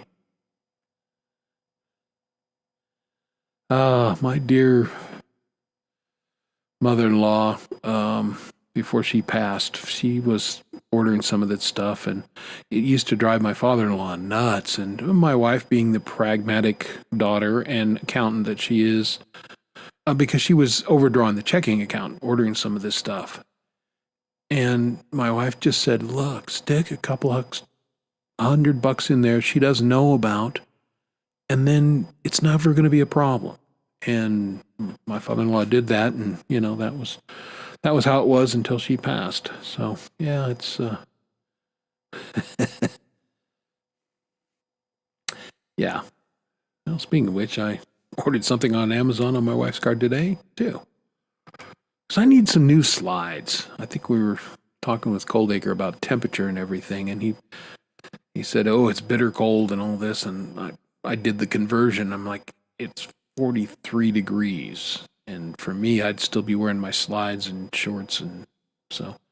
But my slides are in sad shape, so I ordered a new pair from Amazon. I should get them tomorrow, and that'll be nice because I'll continue to wear them until December, January, maybe February, depending on the weather, before I have to find my shoes and socks again. I try and keep these shoes and socks wearing to, down to 2 months if I can. Because your feet do better. Oh, see, 32, I mean, that's right at freezing. I'd still probably have slides as long as if it wasn't wet. Now, if it's wet, then yeah, you need socks and shoes. Because frostbite and hypothermia are a thing, but yeah, it was weird last year, winter, because I had some seriously cold days here in Denver, which we usually do, but I had a couple weeks that it was, below zero. And I mean, minus 11, minus 13, that kind of, and that's, I don't care who you are. That's pretty chilly. Even I had to find a jacket for that. Oh, there you go. Well, it's summer here in America, so yeah, you would think we would. And, I don't know how it's been where you are, James, but it's been fairly hot a lot of places here in the U.S. Denver was warm this past week, but much higher humidity than normal. And I don't love humidity. Humidity is not my friend. So I don't know. People that live in Florida, certain places in Texas, and certainly the Carolinas and all those, man, you got that heat and the humidity. No, thank you. I don't know how those people do it. But not fun.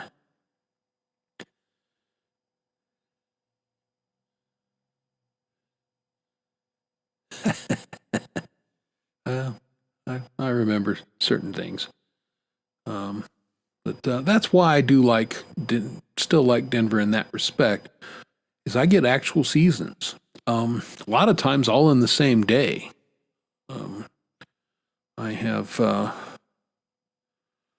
been seriously cold here in June, and I've also been snowed on in July and August in this certain places of the state. So it's just the weather's always changing here. Yeah, that's pretty toasty. We're kind of on the tail end. August can be pretty warm here.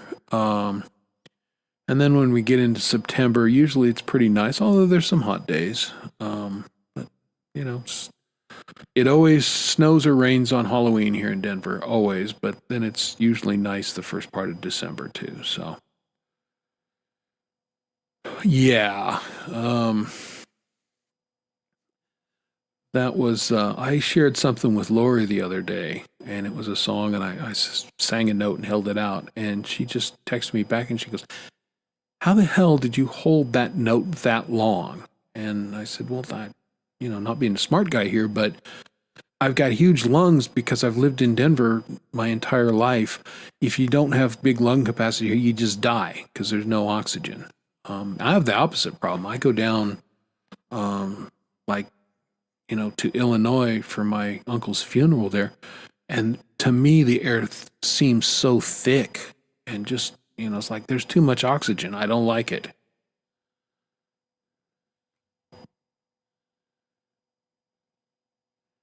Now that's just flat pleasant.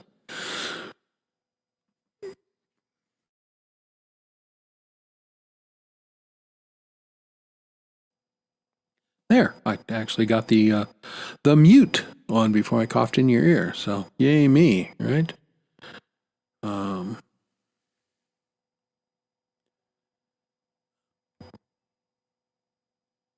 Yeah, well, I wasn't going to dox you. I know where you live, but I wasn't going to tell everyone because that's not my place to do. But yeah, I know it's been warm in your neck of the woods here this last couple of weeks. I think it's been pretty warm everywhere. I don't know any place that has been particularly coolish. But it's July. Hello.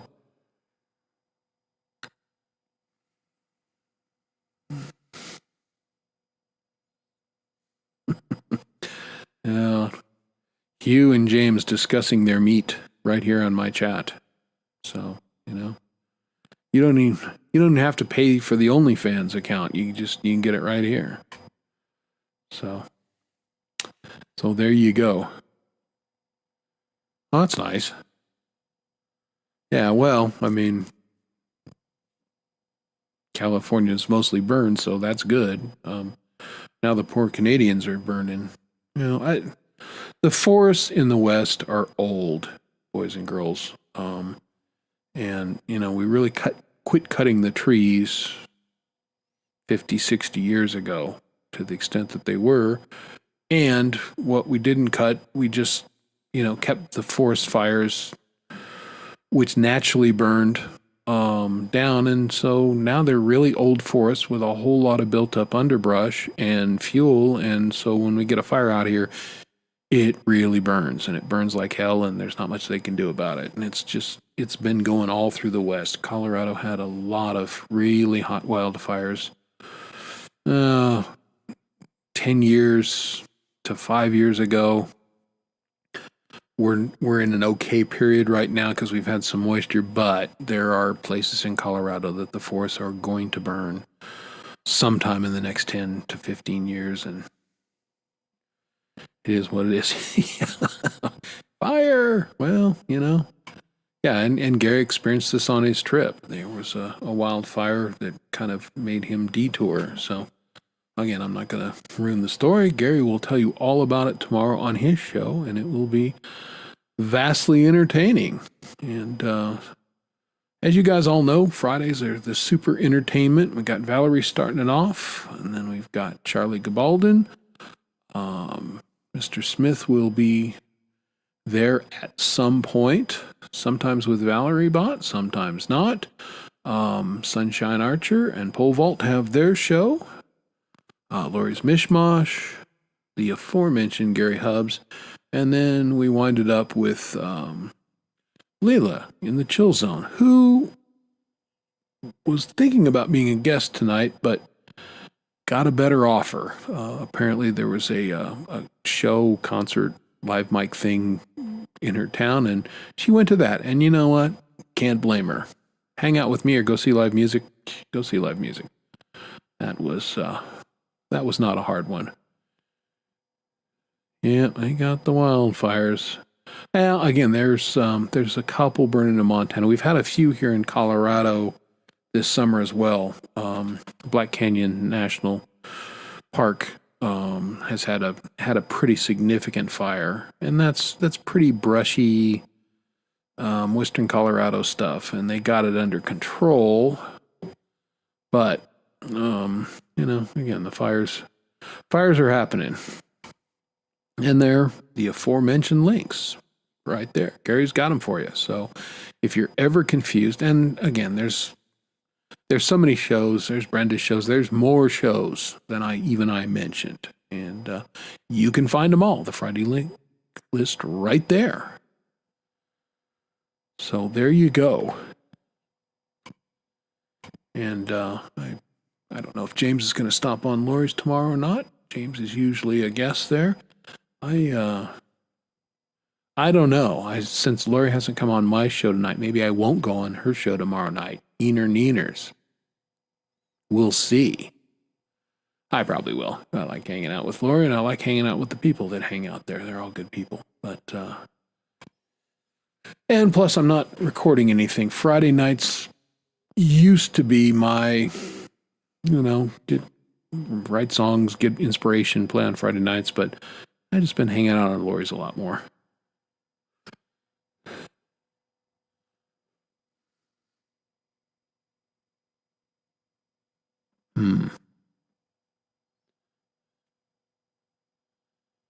Yeah, no, I know she. We've beat Lori up on this one, so she's sending the link later and later because she was sending it so early it got buried by everything else, and then it was like, Lori, where's the link? She goes, well, I sent it, and we'd all say, well, yeah, you sent it 7 hours ago or 6 hours ago, and it's way. Can you send it again? So.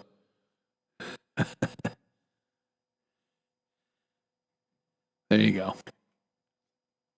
So I'm sure Lori will send out the link at some point tomorrow afternoon.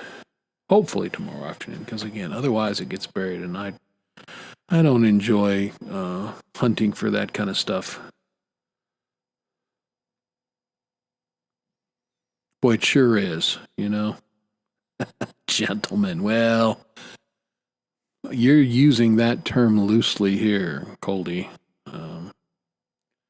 Yeah, I don't know how gentlemanly everyone is here tonight. But nobody's gotten out of bounds either, which, other than, we've had so little of that on this show, which I'm really grateful for. Oh, now see, this is how you do it. You call them out and they show up. Everybody say hi to Lori. I'm lurking hard. Don't call me out like that. You know I've been busy. Yeah, I know. I was teasing. You know that. I know. How are you? I'm doing good. How you doing? I'm being a douchebag and wearing glasses at night. I'm so tired. That's all right. I'm wearing glasses too, so I can see the chat. Sunglasses, yeah. But I turned the lights off though, so you can see my orange more, so it matches my shirt. Yeah, well, there you go. She's all matchy. Hi, Jerry, darling. Hi, James. Hi, Axe. Hi, Gear. Hi, Rhett. Sorry. I haven't been in all night. I've just been kind of listening to you doing stuff. Yeah, that's cool. Hey, Axe and Nacho. Good show Wednesday. I was enjoying it. I didn't show up like I said I would, but I did enjoy it. I pops in. I don't know what night it is to say hi and hit the like. It's just on my work nights. I'm like, oh my God, I got to. Yeah, it's hard. Like I was saying earlier, just I cannot really perform.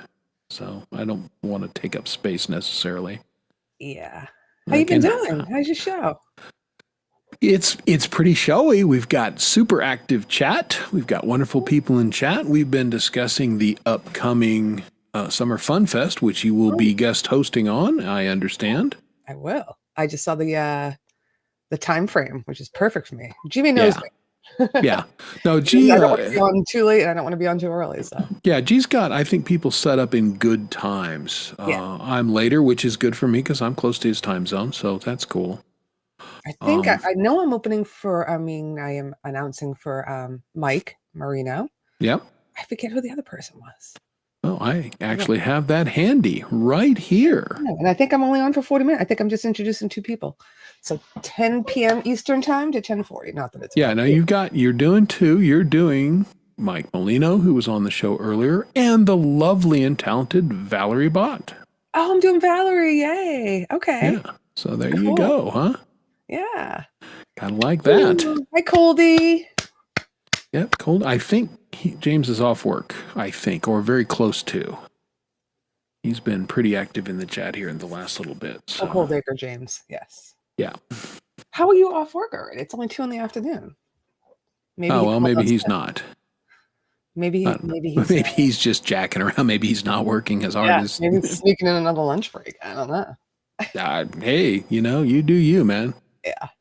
Well, I'm not the work police. I ain't worried about it. You knock. Is Vince here? Vince has been here for a little while. Leanie stopped in for a bit. Yeah, I did not send out my link yet, but I will do that. I heard you saying that. Actually, what I was doing tonight, I went to see my grandson and my stepson, so I was out until 9:30. So when I got home, I'm like, oh my God, I gotta do this. I downloaded more backing tracks for the show. I did a trailer for it. I finished some keys for Gary on a collab we're working on. And then I'll get the link up. Yeah, I gotcha. Good stuff. Hey, that truck picture that you sent, Daddy wants. Isn't that cool? Hey, actually, I should show it. Hold on. Yeah, you should show that. Oh, because it's bright. here, guys. It's a 1961 Chevrolet C10. You know, my stepsons do pretty well from themselves, and I'm very Well. Good for them. Proud of them. Yeah. So yeah, he actually sold a boat this year, and he had his eye on this car. I said, I didn't know you were into antiques. He's like, well, his buddy is. So Yeah, a car that's my age, antique. Thank you. 1961 F100 something or other. Hold on. Now, well, show me the picture. Yeah, is it a Chevy or a Ford? Ford. Oh, it is a Ford. Okay, let's Yeah, get that picture. Ford Up. F100. Okay, Did I say Chevy? I did because I glanced at the photo. Oh, okay. Can you see that? Oh yeah. Now that is a Ford. Yeah. Now that nice. Pretty freaking sweet. And then Yeah. you know, it's stick shift. Mm-hmm. But he's got someone gave him like a cue ball that is the exact same colors that he's going to put on the top of the stick shift. I mean, literally cool. just got it last week. I think I got the video so you guys can hear the engine, remember? I think I sent it to you guys on Facebook. Yeah. I get excited. It's pretty sweet. Nice. But we got there and we were hanging out in the kitchen talking, doing our usual thing. And he's like, I got something to show you guys. And usually when we go there, we enter through the garage and come through the side door, and the garage was closed. You know, so we went through a different door. I go, that's why you had the garage door closed. Like you walked in the garage, we're like, what the fuck is this? That's very cool. Yeah. In my, rich fantasy life, when I win the lotto, I won't tell anybody, but there'll be signs because I'll have a 62 Chevy C10. Ooh. The year I was born, and because those are cool too. Ew. I like Fords. I like the 50s Fords. I like the 60s Chevys. Or the old trucks. I like the colors. Oh yeah, no, that's really a beautiful restoration. The colors are happening. I couldn't drive a stick anyhow, so What? I've never learned how to do a standard. Oh my goodness. Well, I would love to the people of my vintage, if you're male, you have to know how to drive a stick, or you're not really a man. Well, I said to my husband on the way home, like, when did I learn how to drive a stick? He's like, he's always known. Chris knows too. I'm like, I guess it's a guy thing. Yeah, no, it's really, I mean, we can't hold our dicks all the time. We've got to have a reasonable substitute, Yeah. I don't know. I'm not that knowledgeable when it comes in. But I sat in the inside. It was gorgeous. The seats looked brand new. So yeah. Well, it clearly was restored, but a nice job. It looked really the nice. radio on the inside, the little knobs for the radio. Yeah, cool stuff. Yeah. So I did that. I went out last night, as you know, too. It was my anniversary, and I'm not used to drinking. Yeah, no, you're not. You're a bit of a lightweight anymore, aren't you? Oh my God. I had one at dinner, just one drink. Of course, I had more when I got home, but yeah. Well, at dinner, I was like, "Woo, I'm dizzy." Well, two things. You didn't drink for a while there, so that lowers your tolerance. You are physically lighter than you were before, also lowers your tolerance. So, Yeah, not a lot of carbs in me, so there's nothing to absorb it. Yeah, there you go. But I had a delicious lobster and lobster. Yeah, lobster and butter and green beans, perfectly keto friendly. Yeah, there you go. Yeah, see, I'm with you, Hubs. Those mid-60s to 70s GMs, yes, please. Well, he's funny because he's like, oh my, I said, do people like ask you about the car? He's like, everywhere I go now, it's like, he goes, I have guys like rolling down their window, what kind of engine you got in there? And he's like, give me a break, dude. It's like at a red light, Yeah. He's like, we go to the gotta ice cream know. store, everybody, yeah. I said, well, you're going to take it to car shows now, right? Oh, yeah, absolutely. Lobster. Hi, sis. There you go. Little hair of the dog. Yeah, well, I did have a drink at the kids' house again today, so. There you go. I had to. And they bought Chinese food. I'm like, oh my God, this is like day 2 of me being cheaty. Not that I'm not cheating. It's a lifestyle, right? But Yeah, well, I'm down to the Chinese food, depending on what it was, could be pretty keto friendly. It is, but I ate the stuff I shouldn't have. I ate the fried crab rangoon and the lo mein noodles. Well, how do you not eat the crab rangoon? Frankly, My that's favorite. what they're delicious. Love them, love them. But I only had a little. But I'm telling you, I got the biggest headache afterwards, and just felt so tired. Like when you're not used to it, you're like. Well, it could be a little MSG in conjunction with the alcohol. Too. Yeah. Wow, we love you long time. No, sorry. Yeah. No, it's here. Little car talk, and the guys are getting all excited. Yeah, pretty much. There's just friends there, right? That's right. Well, I heard a really good joke.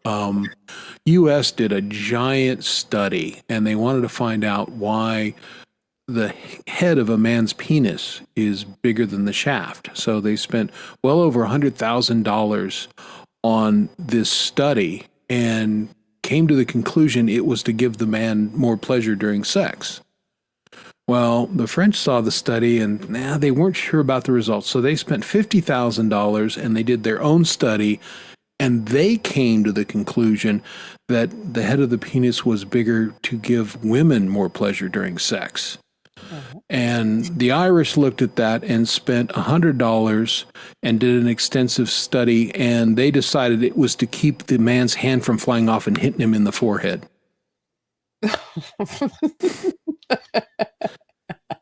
Stop it. Oh, there you go. Little Irish joke for you. Those Irish. What are you going to do with them? Hey, humping. You're going to spend $100, and the $100 was for the whiskey. I mean, there was no actual scientific. Anyway. Bloody hell. Oh, bloody hell. Bloody. There you go. Too funny. Yeah, well, again, I get good Irish jokes every day, so nice. And I like to share them when appropriate, and that seemed appropriate. Just the tip. Just that tip. That's all. Can you believe it's Friday already? I don't know if this week flew. No, it did go fast, which is good because I wanted to get through this week.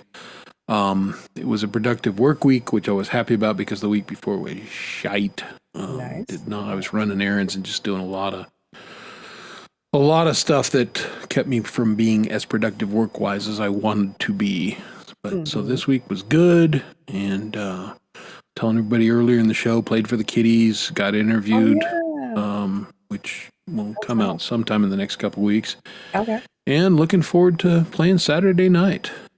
I'm jazzed about that because I missed the last festival, and so it's this Saturday. Holy shit.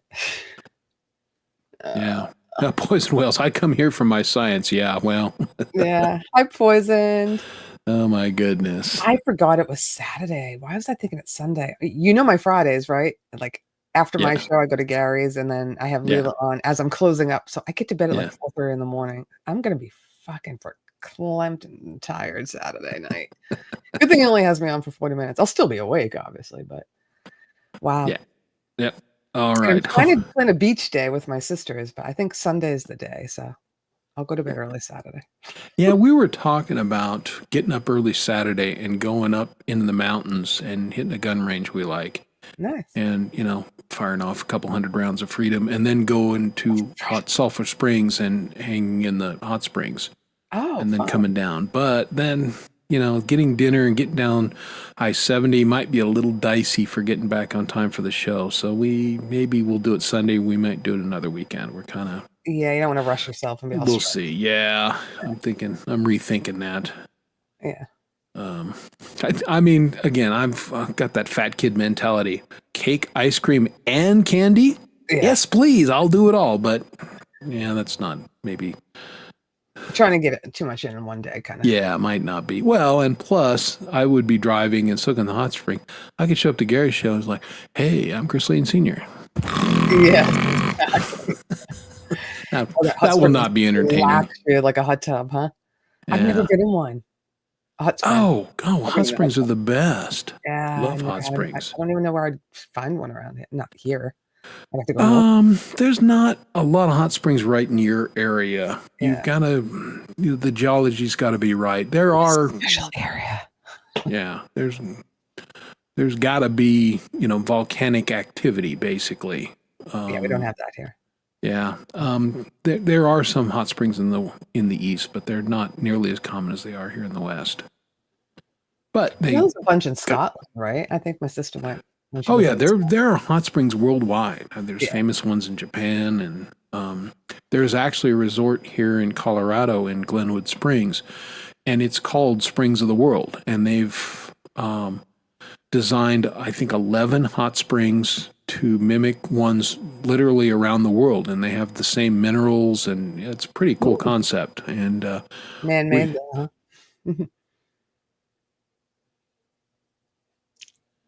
for a full enroll 1 week. I'm not sure what that means, but I'm like whispering it to myself. yeah, I don't know.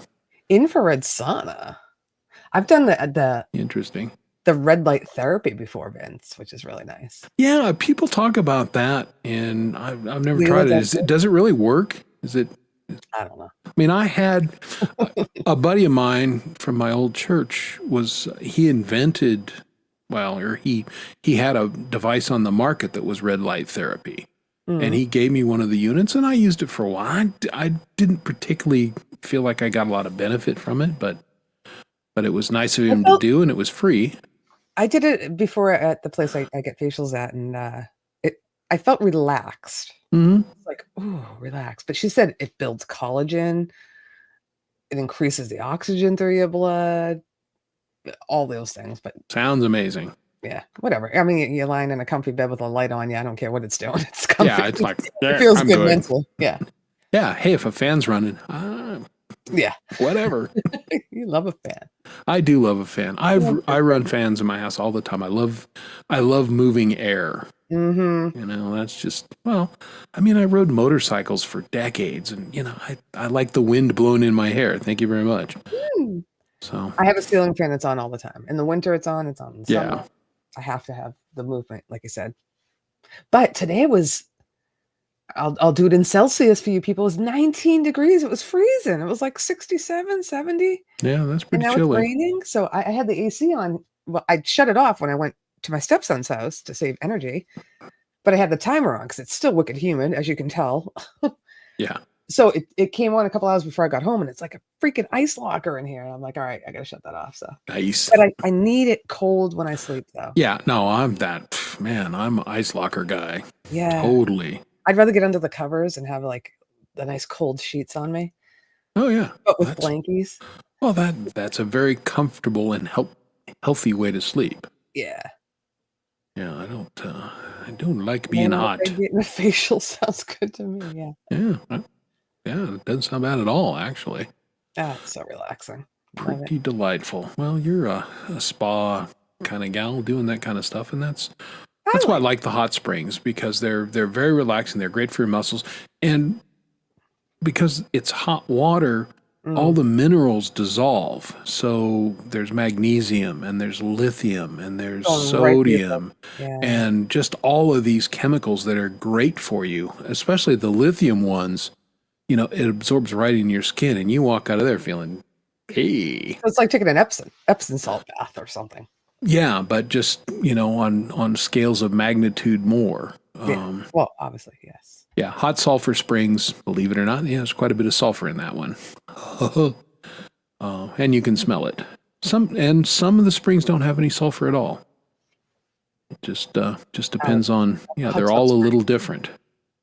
Just a regular hot tub. Well, unless you see something like floating by you. Yeah, well.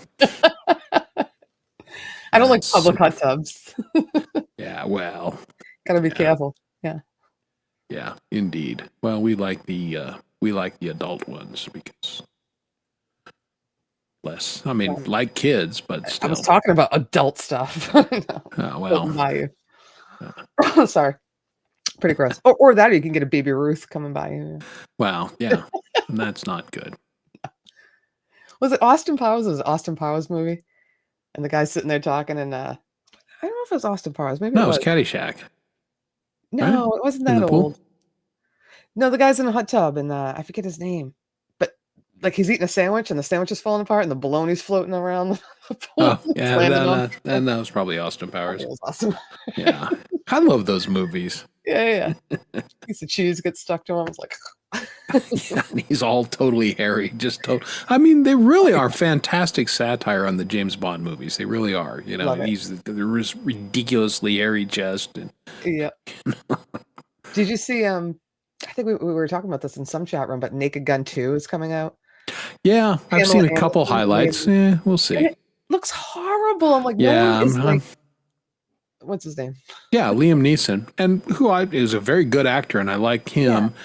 Yeah, I'm not sure he's the right guy for this. Hey, Vince, good night. We'll see you It's too on the serious. Funny Papers, man. Ciao, Vin. See you tomorrow. Yeah, I'm not. I don't know. Leslie Nielsen. That's what I was saying. No one can be as funny as Leslie. Nielsen. No, But even the Le- clips I saw- Leslie Nielsen was hilarious because he wasn't funny. He Right. wasn't trying. He was so deadpan, and but perfect. it's unbelievably hard to be that deadpan. I mean, And Liam's trying too hard because he's a serious actor, so I don't think he's done comedies. And just the clips I've seen, I'm like, oh, that's first of all, it's not funny. It's just so freaking cringy. yeah. And Well, Pamela and- Anderson with her new non-makeup look is aggravating me. It's like, put some mascara on. I get it. You're empowered. It's great, but Yeah. Well, again, that empowering goes so far, but if you're paying $20 to go see a movie, yeah, put on some fucking mascara. Thank you. see, you great. Put on some makeup. Yeah. How about that? You She know? has a little more makeup on in the movie than she does in real life, but she's been on the red carpet lately with like when you're dressing up, it just looks like your face needs to be dressed up a little bit. Like Yeah, I don't pay attention to that stuff, but yeah, I mean, chips. again. Yeah, I used that's to right. love chips. Yeah. What was his name? Oh, Punch. Punch. Punch. Was it Puncharelli? No, funny. that's Ponzarelli. I'll get back to, excuse me, Leslie Nielsen. Yeah. See, everybody forgets he was a serious actor too. Dead serious, really good until Airplane. And, remember all those guys in that movie were all pretty heavyweight, serious actors. Lloyd Bridges, Robert Stack, and Leslie Nielsen. And what was funny about it is these were all intense, serious actors. And in this total slapstick movie. That's funny. I didn't know that. Oh, yeah. And what made it work was Leslie Nielsen was such a good actor that he, played it dead straight there. And it was hilarious. And that's, of course, led to the Police Squad. I was just going to ask about Police Squad. I thought that came before Airplane, but I guess Airplane came first. Now, Airplane and Police Squad. Cracks me up still to this day. Yeah. Hey, that's remember when we all used to like OJ, when we thought OJ was a good guy and funny. Yeah. And then no. It's everybody plays it for laughs until you kill your ex-wife and the waiter. Very nice. Then not so funny. Too soon? You must have quit. Yeah. Oh my goodness. Gather around, kids. Yeah, totally. Police Squad was quite good. Big fan. And I think that got rebooted too. Did it? At least once. Yeah. I mean, again, that's the whole, Liam Neeson thing. I think they rebooted it once and now we'll see. I'm not going to pass judgment yet, but I'm with you. The early takes is like, I don't know if it's going to work or not. Yeah. It's getting torn apart already. Well, I haven't been to the movies in a long time. Which reminds me, sorry. No, please. YouTube is sending out emails to certain people in the partner program. And I don't think everybody's getting it, but so they're giving gifts away for their 20th birthday. And so far I got a $15 Chipotle gift card. But I just remember they sent me an email yesterday for free tickets to a Blockbuster movie. So I'll have to check that out. Okay. Go to the movies for the first time in 10 years. Well, that's a lot better than free video at Blockbuster. That's true. Oh, I miss Blockbuster though. Yeah, well, there was one, literally a block from my house. So, yeah. Yeah. And we had one right next to the grocery store. But you go in and you can't just get a movie. You got to get two. But then you got to get the Twizzlers on the way out, and you Oh gotta yeah, get all that. popcorn, juju beads. Oh my god, I want some chocolate. All the fun stuff. Yeah. Back in the day. Well, yeah, since I'm not monetized or anything, I wouldn't have gotten that email. But Yeah, I just remember that they said that. And there's also a contest to send in a collaboration, but I don't know if they mean an original or not. Like I'm kind of nervous to send them in a cover, and they'll be like, "Well, that's against our rules. Why do you even have it on here?" But it said to submit a video. interesting. I should Yeah, probably submit California Girls, maybe. and if you win, I get $1,000. Nice. I mean, I don't know how many people are entering, and I'm not going to win. But No, probably not. But hey, but if you don't enter, there's yeah, no sure. possibility you can win. That's how that works. Right, you got to try. Exactly. It's like we've taken millions of dollars from you. Here's $20. Have a nice day. I don't even actually. Is it Chipotle? Yeah, I don't think I've ever been to one. A Chipotle? It is, yeah. Oh, I've been to well, again, Chick-fil-A. it's a good Denver company. Chipotle was started right here in Denver, Colorado. Well, I have to, I would give it away to one of you guys on my show, but I think it's like an online thing, like a link, and then you show your phone the link. Like, I wish I could just, I don't know, something else. I'll look to see if I can download it and give it away as a prize on one of my shows. There you go. That would be good. Yeah. Chipotle is pretty good for, again, Mexican fast food. But they do have bowls, I think, right? Like you can get a chicken bowl. oh yeah, Which is you get a chicken bowl. You can get a burrito the size of my forearm. It's ridiculous. Ooh, Well, I mean, it's just who can eat a burrito that big? that's huge. I can't. What do you think of my biceps? Ooh, look at that. Ooh, Right? Get a little cut there. now little cut. Look at you. Oh, a little flab still, though. Yeah, well, They're working out. I ain't gonna do that. Yeah. Hey, got some new people joining us. How you doing? Go with the flow farm. Hello, Thank you for joining us. Good to see you. GWTFL. And Sal is here. How you doing, Sal? Ciao, bello, Sal. Come sta? Yeah, get our nice Italian contingent here tonight. Yeah. Hello, everyone. It's kind of hard to see the chat with these sunglasses. Yeah, well, but you look stylish as hell, and that's more important. Well, it's just. I can read the chat. Actually, it's pretty bright in here. Alexa, good night. See what happens. It's so bright. Alexa, good night. I told you she's deaf. What? She's. Alexa, good night. What the fuck's her problem? I'm screaming. Yeah, I don't know. Yeah, I only get Siri when I don't want her. Alexa, good night. Maybe she's not plugged in. Yeah, hey, we discussed this earlier in the program. Chances are. She's got her blue light on. Can you see it? No, not from here. Oh, it's next to the flowers. Okay, well, I can see the kind of the flowers. Alexa, good night.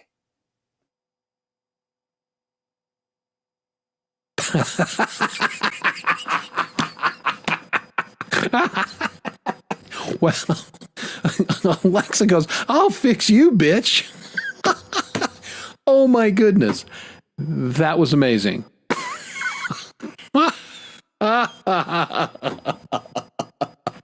Oh my goodness. That's too funny.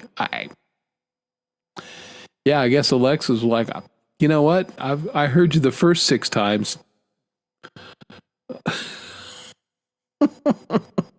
Well, Lori, if Alexa didn't just turn off all your power and is now trying to kill you, you can come back on. Somebody, please clip that, because I mean that's comedy gold, boys and girls. Oh my goodness! No, you're right, James. You could not script that. Oh my goodness, that is too stinking funny. God, that, Lori, that was amazing. So there you go. Alexa just bodied Lori totally. Alexa's like, yeah, I'll fix you. Hold my beer. Yeah, that is. Yeah, see, Alexa's fucking with you. I think that's I think that's the only reasonable conclusion we can draw. Is Alexa had had enough of your shit and was just done with it. I would agree with that, Gary. Oh my goodness.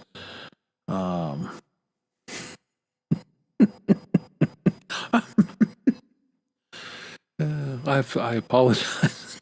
Just sitting here laughing, but that was one of the funnier things that has ever happened on this show. And, you know, completely unscripted. And yeah, that was, that's it. Yeah, she's dead to me. Yeah, I would unplug that bitch at this point. Oh my goodness. Too funny. I'm going to go play something. I'll play a song and we'll see if Lori's able to come back or, oh my goodness. Yeah, that's, and it's not unreasonable because all your appliances are smart anymore. And, yeah, my wife had started a novel where the appliances basically were killing people, and it's become far too real, frankly. It would have been a nice work of fiction, and there you go. Tomorrow, the show's been rescheduled. It's now Alexa's Mishmash this Friday. Oh my goodness. Oh, that's too funny. Well, I'll play a song, Lori, and we'll see if you can get rebooted on. Since Lori's not here, I'm gonna squeal on her in this fashion. Lori had 4 collabs on the Music for Life album, and the drawings for the order, you know, whether you appeared on A, B, C, and that was all just random. So Russ and Jay did the drawing on the show, and that's how you ended up. But Lori was the jinx, and I know this because I ended up on the C album, and I'm one of the last tracks. Well, of course, because it's me. But I noticed that she played on 4 tracks and 3 of them are on the C album. So Lori clearly jinxed everybody and got them put on that album. So let's play the song that, since Coldie's here, Lori was here, we'll play my submission for this album, Feel the Sun, with Coldacre and Lori's Mishmash.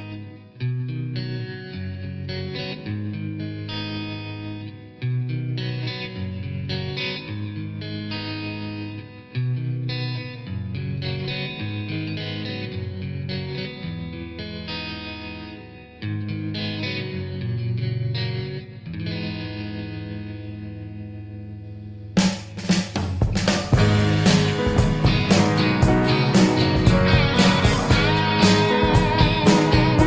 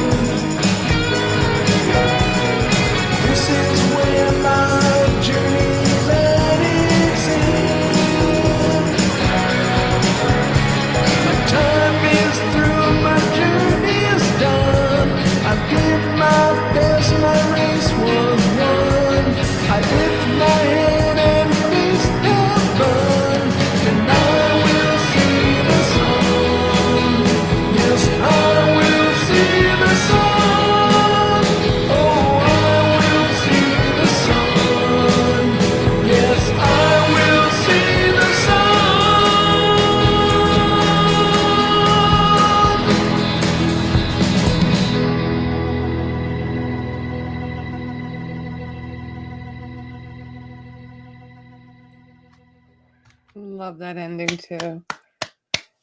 What a brilliant song you wrote, Chris. I Oh, love that. well, thank you very much. Honestly, it was made much better by the contributions of my talented friends, starting with you and Cold Acre, because, I thought it was a good song, but it got way better when you guys jumped on board. And so, well, you had the bones, though. You had the bones. Really good. Yes, well, And and you know I what? hear it, I'm like, oh, that's a popular song. And I'm like, oh, wait, that's Chris's song. And I'm on it.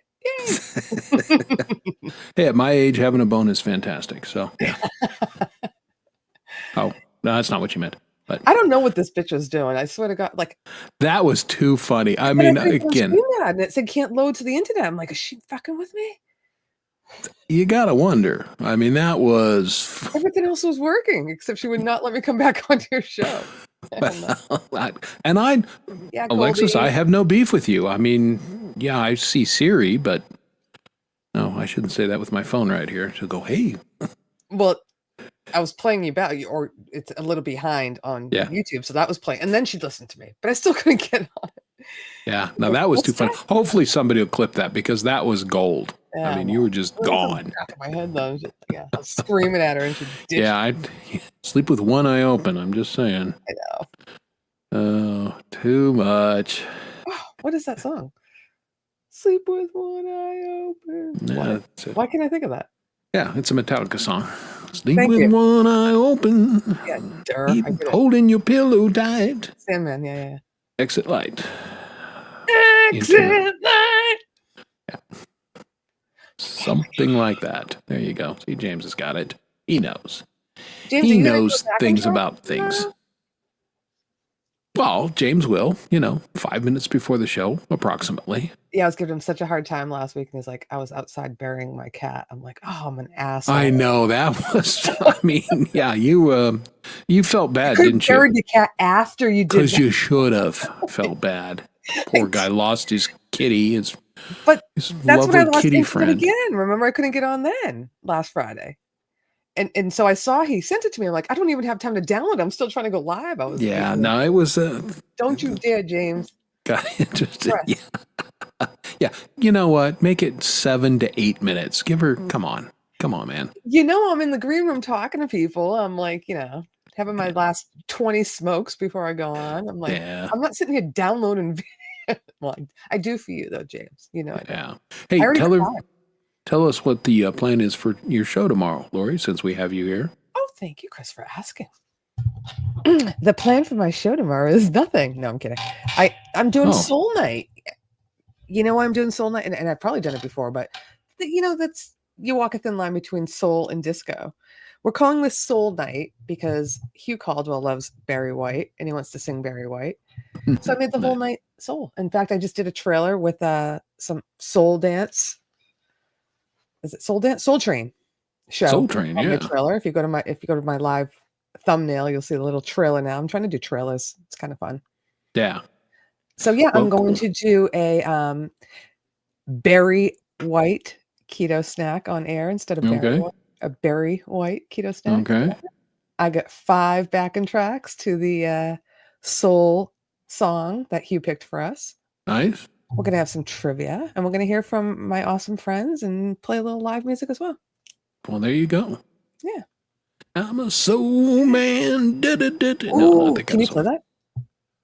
Probably. I'm a soul man. Is that acoustic? I could make it acoustic. Right. Or think it's an old blues song, and then those white guys from Chicago went, hey, and everybody going, oh, the blues are great, and I'm like, yeah, the blues have been great for a century, but at least, yeah, it's like probably one of the first genres of music. Yeah, absolutely. So there you go. You'll have 6. I'm gonna have 6. Okay. There you go. I got my little list going. I won't tell anybody who's on there yet, but let me see. I have my Friday night list. That's very good. Yeah, I think I would love to do another quiz for the chat room. Have them guess. I haven't come up with a question yet, but it'll probably be based on something that they would have to know if they watch my show, because that is only fair, right? Yeah, absolutely. And then they can, whoever wins. Cold Acre won last week, and we played his song, his beautiful song with Viv Sparrow. Yes. And so whoever wins gets their song of choice played on air. And you know, I think that's fun. I'm not a show that plays everybody's music, but that's fun to win and to get your song heard. But it's also a lot of work for me because I have to like stop what I'm doing And go to find the YouTube, link and copy yeah. it, save No, it it's- to an export file, and then download it to StreamYard because I want you to be in 1080 and stereo. So I have to download it rather than share it. So yeah, it takes me a little while. So I rely on Leany and everybody else to keep the show going while I'm like behind the scenes looking at stupid tabs and having my head all over the place. But Yeah, you guys, that's a lot of work. I'm happy that my internet connection is such that it allows me to just go out and grab it and play it because yeah. I still haven't figured out how to download some of this stuff. You know, Well, I grab it. bought an app for it. I mean, it's that's why. free. Yeah. Well, it's free if you do it. Like I think you can do like one a day. Oh, But I needed it so much for so many reasons. I'm just going to pay for it. It's called Televisor. okay. Put in the chat. Yeah, do that because I've tried a couple apps like that and they were either spam or had malware in them or they were U2 garbage. to MP3 or Y2 to and then all of a sudden you get like crap all over the place. Yep. No, Yep. this was good. And it's not expensive. I don't Okay. know what it is. It's just hold on. I got to find the name of it. I'm spelling it wrong.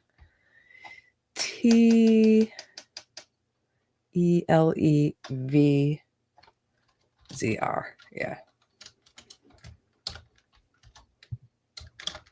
There you go. Again, we're learning things here, boys and girls.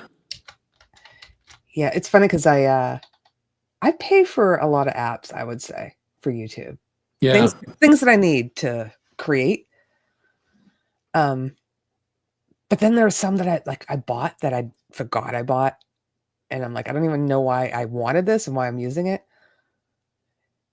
Yeah. I've got a few graphics ones like that I picked up over the years. It's like, Yeah. what does this even do? I don't even remember. Exactly. Yeah. And then I try and go and it goes, yeah, it's out of date that you need to upgrade. And this software is like, yeah, screw you. I haven't used you in 3 years. I guess I don't need you. Yeah.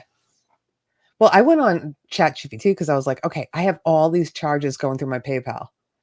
And they all say Apple services, Apple service. And I'm like, which Apple service? I go, how do I find out what the heck these charges are? But I didn't realize you can go right to your phone. If anybody doesn't know this, right? You go to your settings and then you go to your Apple ID if you have an iPhone. Mm-hmm. And then go to subscriptions and it shows And you. it'll tell you. Yeah. And I just canceled like 5. I'm like, I haven't used that app in years. And it's like charging me every freaking year for it. I'm like, what the heck is that app? Yeah. Oh, CapCut. I never used CapCut, but I had it on my phone and they started charging me because I went over the free trial. Like just automatically charging me for shit. Well, no, that's bullshit because CapCut is dead free unless you use Pro. Now, I bought the Pro setting. It cost me $9 a month. But Maybe it wasn't CapCut. That was one of the ones I just deleted as an app, but there was one that was charging me and I'm like, I use Wondershare for everything and it's desktop. Yeah. But it was just an app on my phone. But anyhow, do that. Look at what you're paying for that you don't need. Go to your phone and check it out because I'm like, yeah. I mean, well, that's the thing. $9.99. I'm like, what is all this crap? I'm like, Well, I had a yoga app that I bought and I used it for a year and it was all right. a yoga app.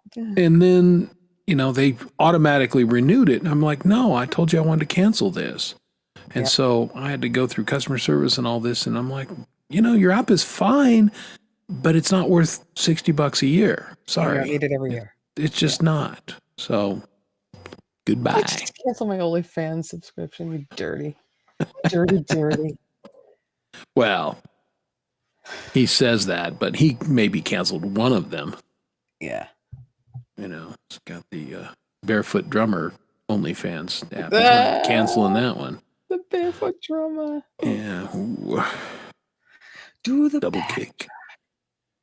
Yeah, so when I first started keto, I had no idea what I was doing. So I purchased an app and it said I wanted to lose 15 pounds. It said I could lose 15 pounds in 30 days. So I said, I just want it for 30 days. Then I don't need to, keep renewing it. So I didn't renew it. Yeah. But within like 3 weeks, I was like, ChatGPT can give me all this for free. Once I learned what I was supposed to be doing, Yes. I told ChatGPT, this is my macros. This is what I want. And I haven't used it since. I'm like, what a waste. These apps are just silly. Yeah, sometimes they're crap. I mean, I'll try them, and for those who understand drum language, that's flippin' hilarious. Well done, James. Only flams. I know what a flam is.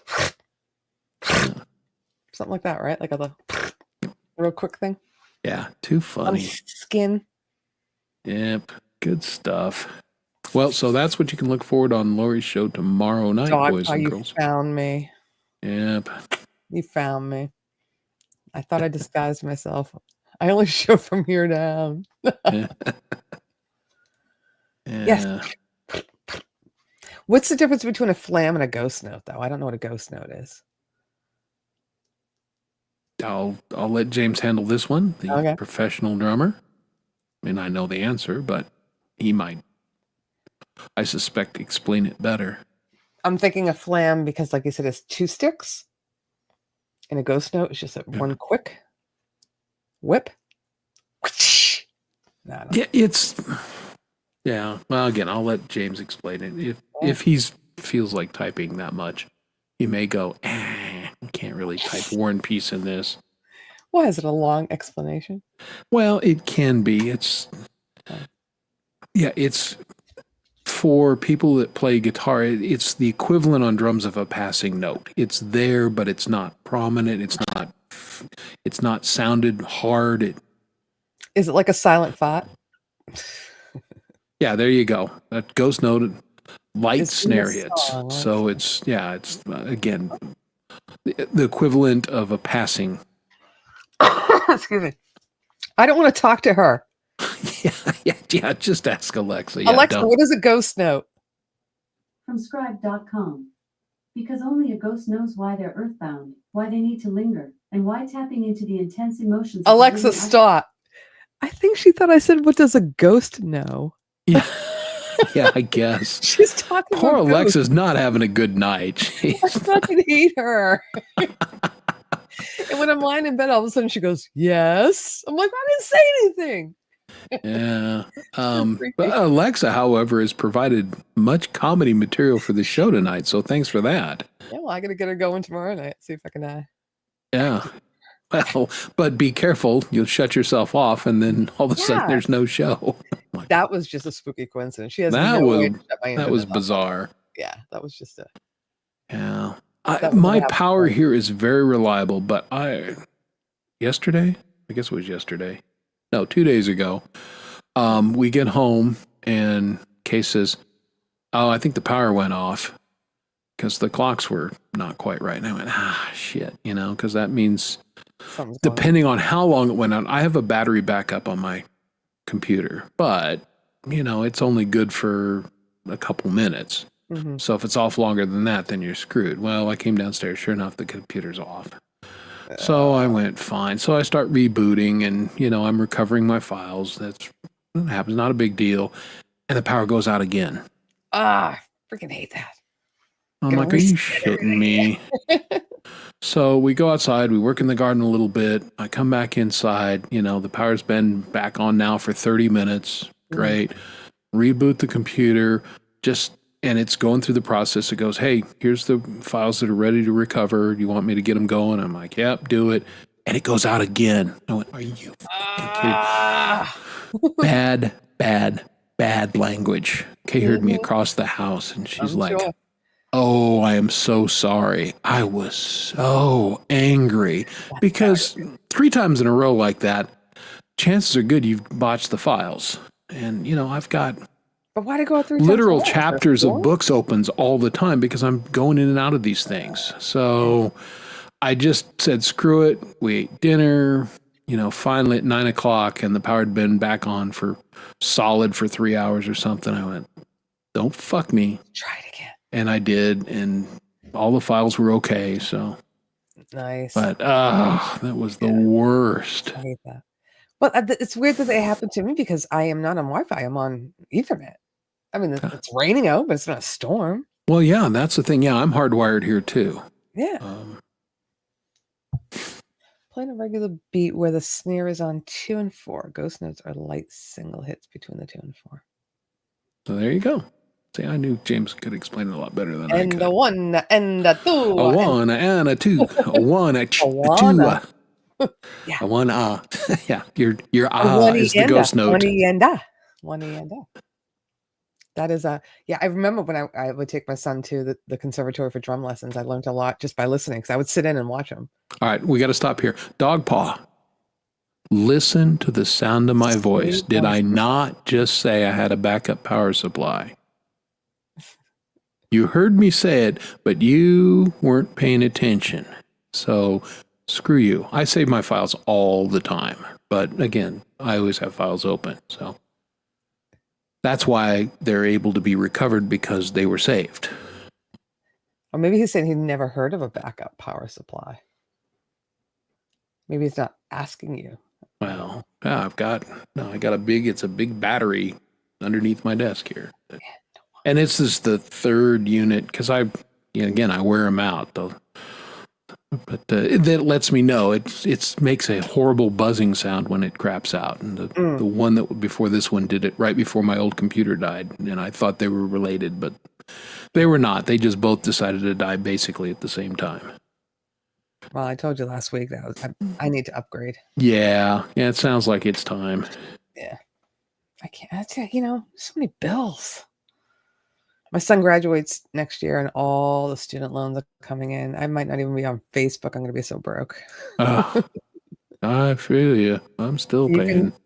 I'll be paying for you. My kids have been You out can of college defer them until they graduate, right? So it's just been like a free ride so far. And I'm like, oh shit, he graduates already next year.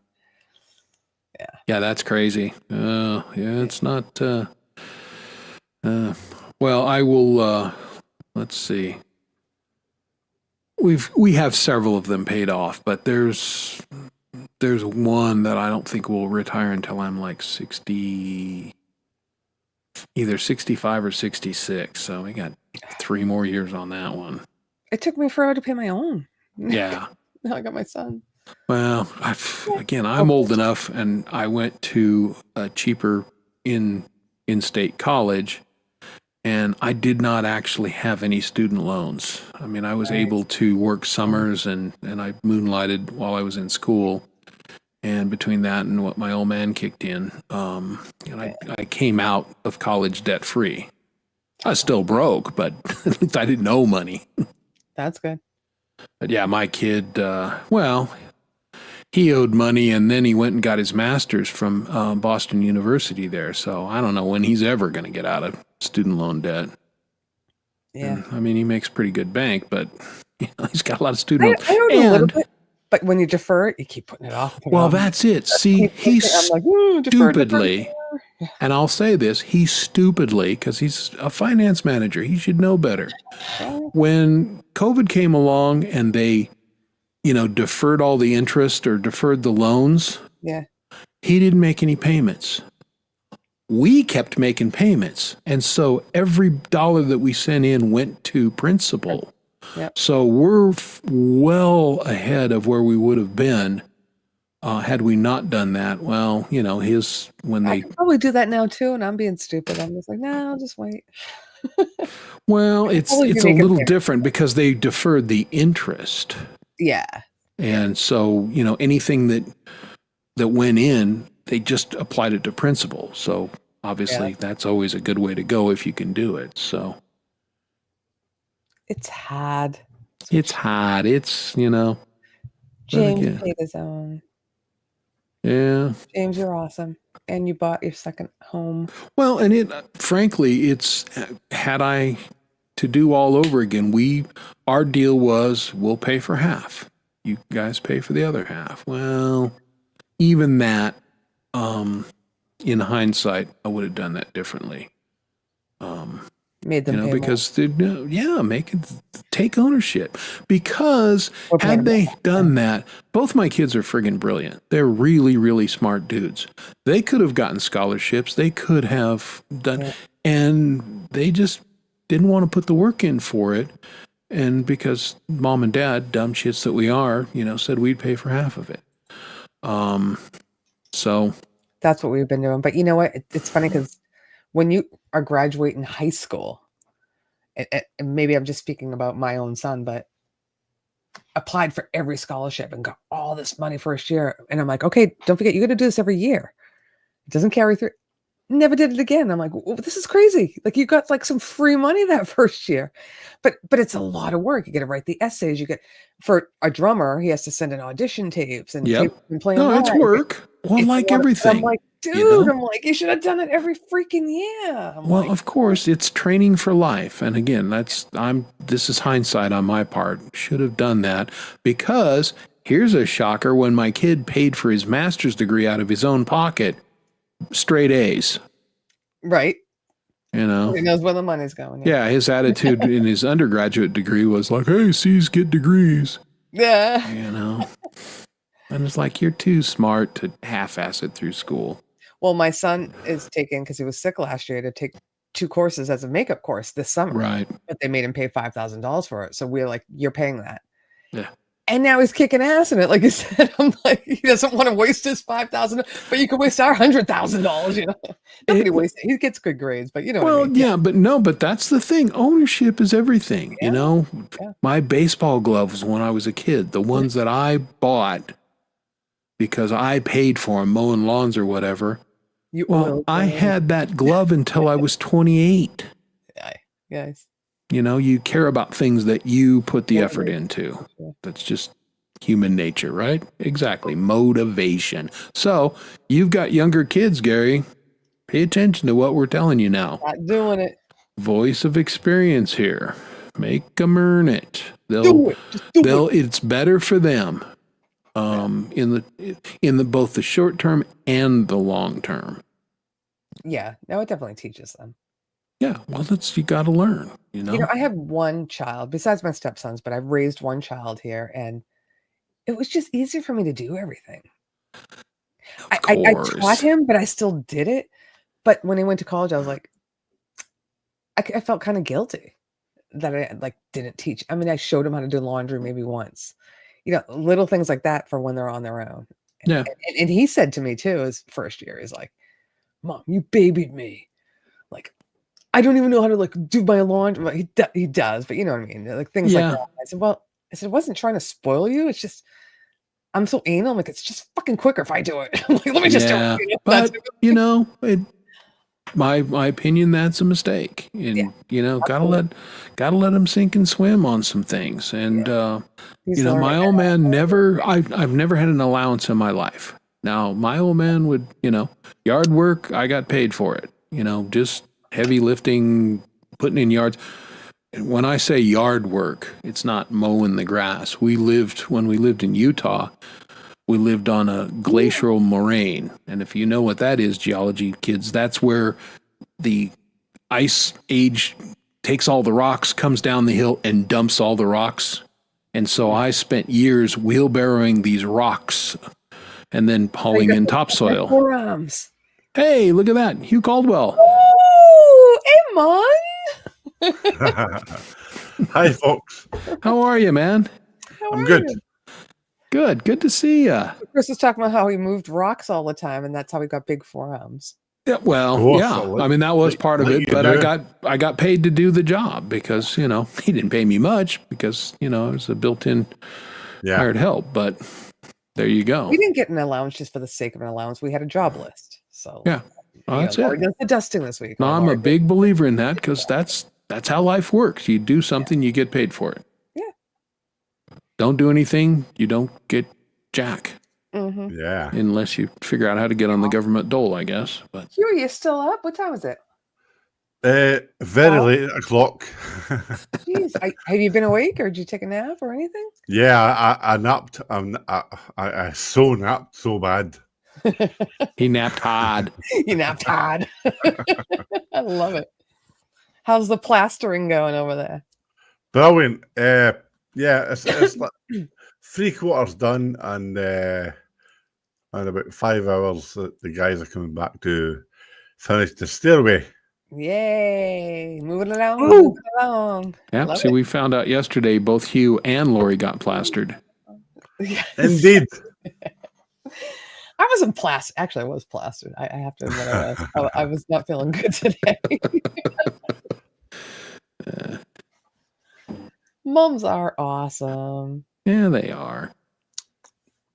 Yeah. I love my mama. I talked to her today. She's down wrapping up the last of her brother's estate. She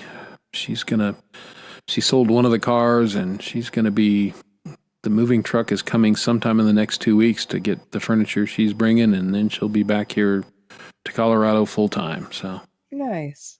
It's a lot yeah, of work. yeah, it is. Yeah. But you know, she's the last surviving sibling, so she took care of her sister's estate and now her brother's, and Oh, you there you know, go, Hugh. Make yourself centered. Yeah. Get- I love yeah, that. Let's get I want centered. to see you, not the back. That's perfect. Laurie wears makeup. I didn't realize Hugh did. What are you talking about? Are we centered? I'm centered. Hugh's I don't know. I'm not wearing makeup right now. I'm kidding. Yeah, but Hugh is apparently. I'm kidding. Yeah. Oh, I've got eyeliner. Okay.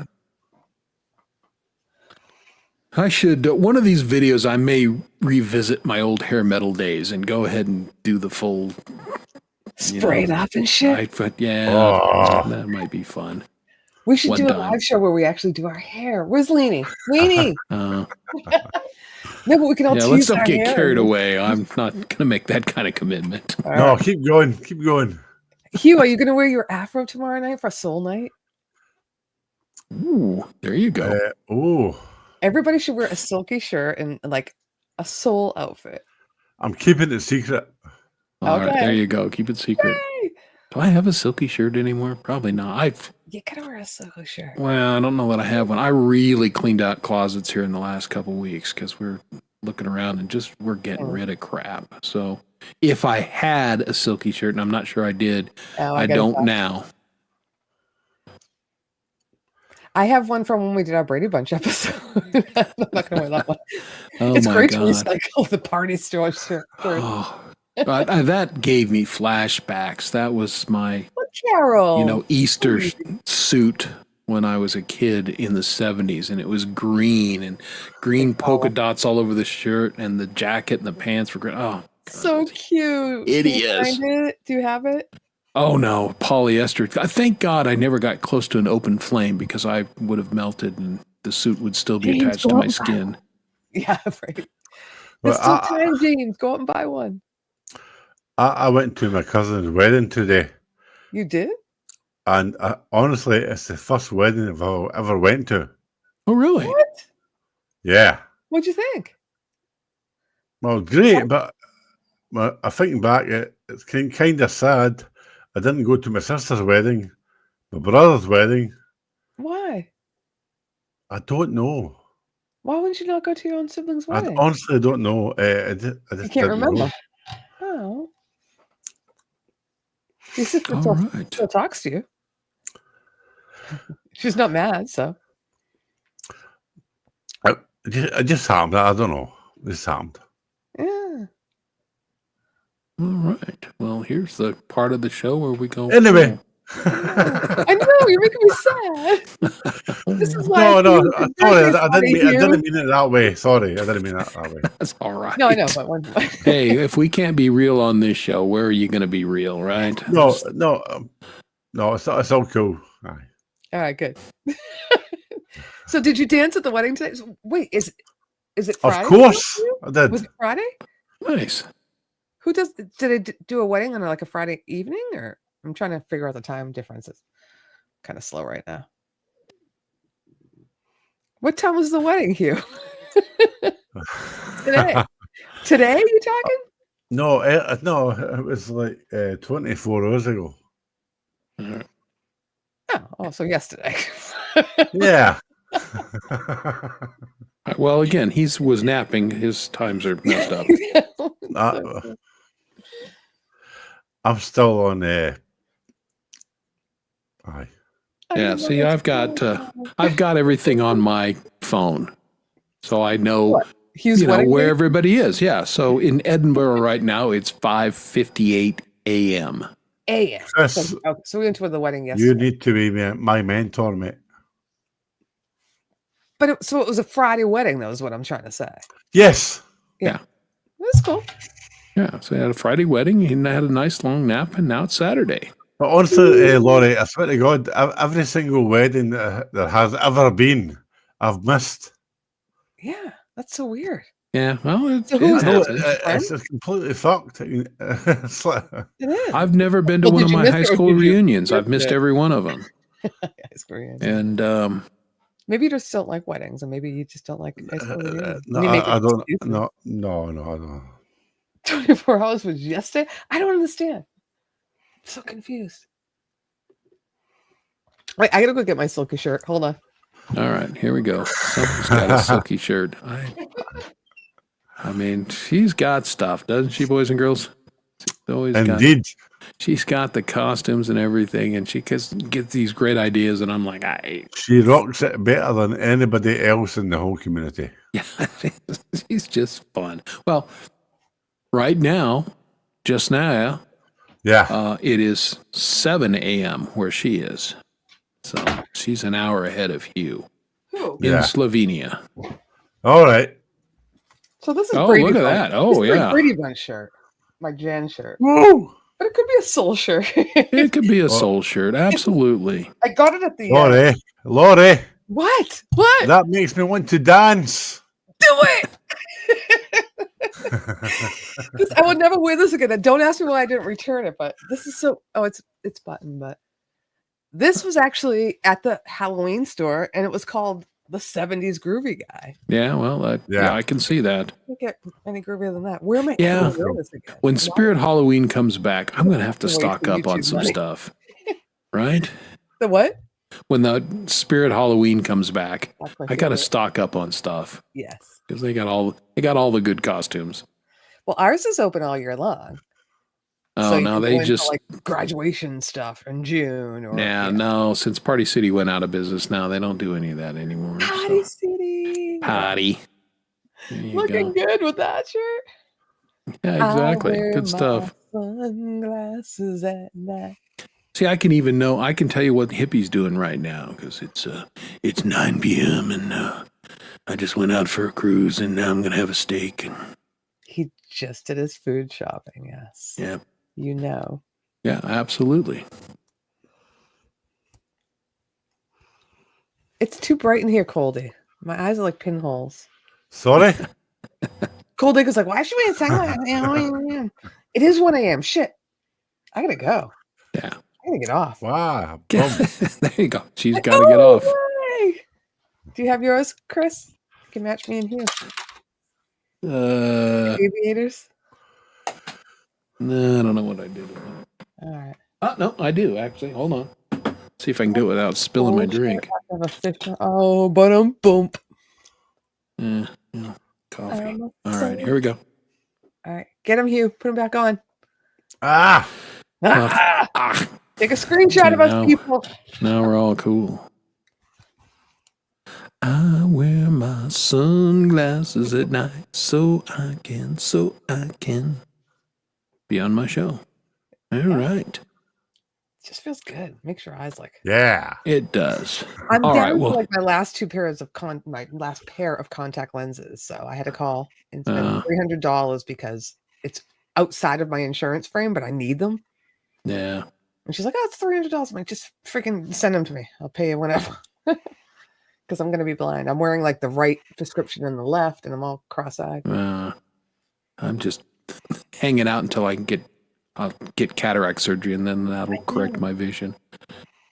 My dad just had it. It's very successful. He's like, I can see at night now. I can drive at night. See, mine is, it's not my guy's like, oh man, you got cataracts. I said, I can see fine at night. I don't have halos or anything. He goes, well, but we need to watch them. Well, okay, great. Yeah, very well. And then I'll get on Medicare and then you can do what you want.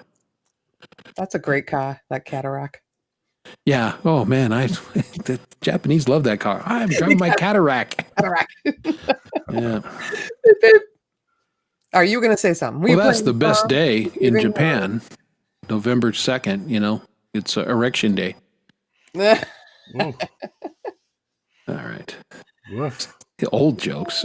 Old jokes. Oh my goodness. All right. So I want you guys, give me 2 tracks from the Cancer for Life or the Music for Life Canadian album. Give me something that we didn't play tonight. Hugh, what's your favorite track on that album? Oh God, They make me. I know it's hard. It's always for me. It's always going to be the one I've done with Frank and Laurie and Gary and Ours, that was from last year. Rainfall? Rainfall, yeah. That's last year's album. So, which is great, but see, he's putting us on the spot. He wants. we're talking about yeah, I'm talking about the new one because we're kind of sorry. Yeah, we're getting towards the end of the show, and I'll play 2 tracks, and then we'll go away. So I can't pick 2. Can I look? Yeah, you can look. I can't fucking remember. Now I got to put my readers on. This is a lot of work. I know. Hey, I didn't say it was going to be easy, boys and girls. I like so many songs, but I need to go back to look at that again to find them. Well, I've got them up. All right, show us. All right. Why did you just pick? Well, no, I mean, you're my guest. Give me, because I've already picked a couple tracks tonight. I'm trying to see.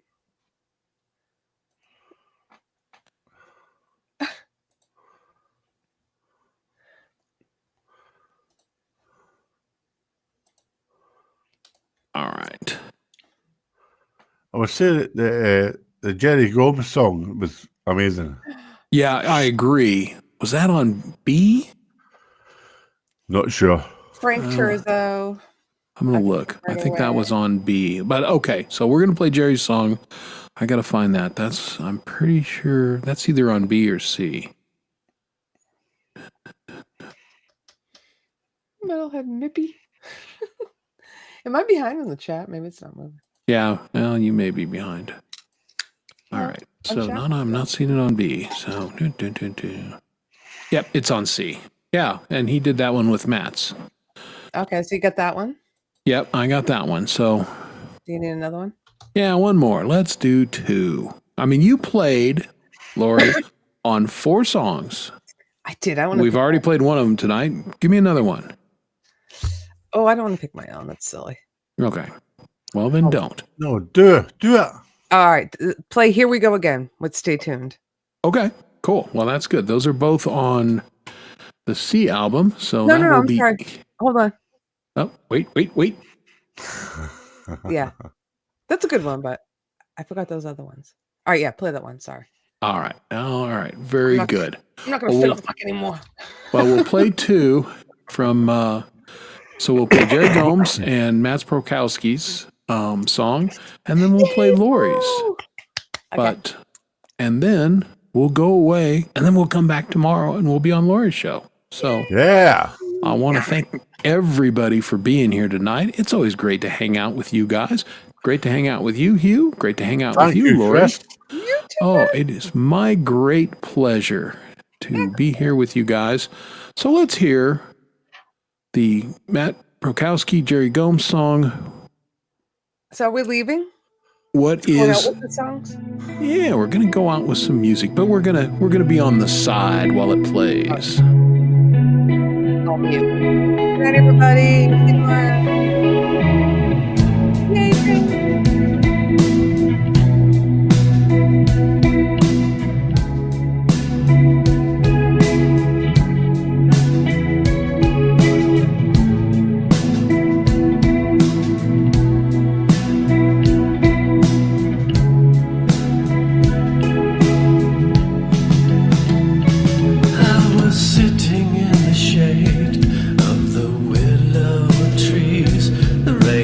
Falling through the leaves, I started sobbing.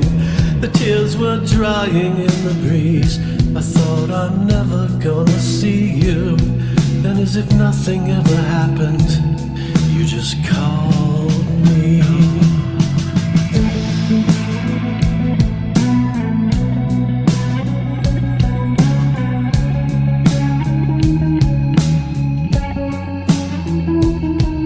Sure the tide would shift. I thought that we were made unbreakable. My God, I wish I could see you now. You're so inspirational, but it was never meant to be. We were bound to sink this ship, and as the waves consumed us, I knew things will never be the same again. things will never be the same. Things will never be the same again. Things will never be the same.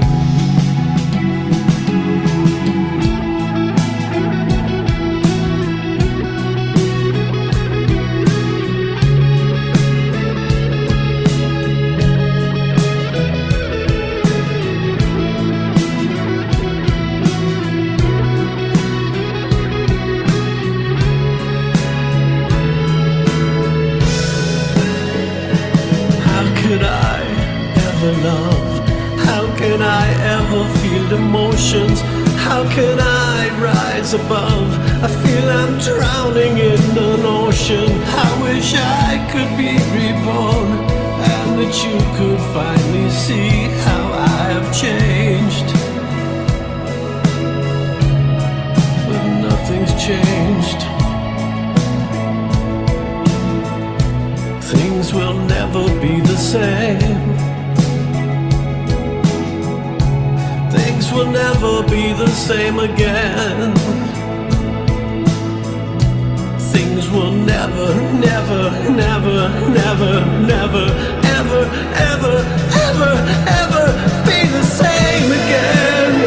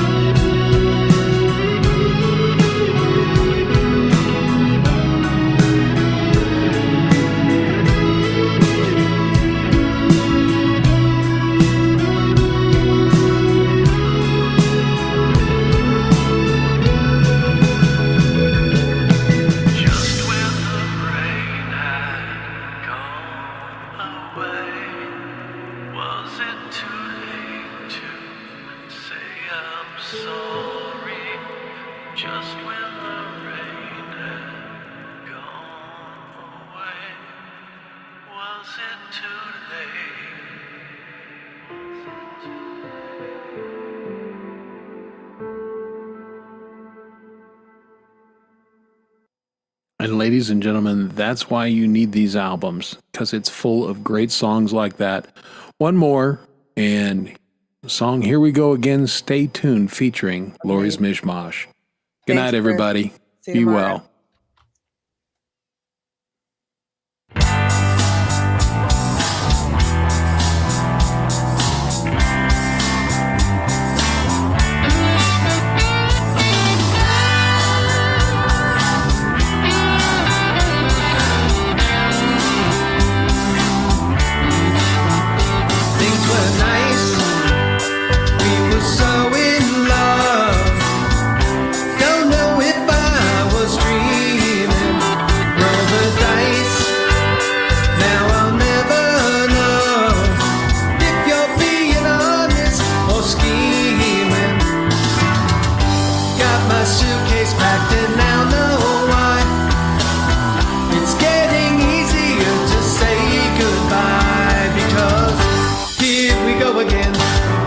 You say you're my girlfriend, but you're always running around. Here we go again. Girl, I can't say when or if you'll ever settle down. Well, at first, you made me feel complete. Showed me lots of affection, but in time, just hit delete. I can't get your attention. Now our sunny skies have turned to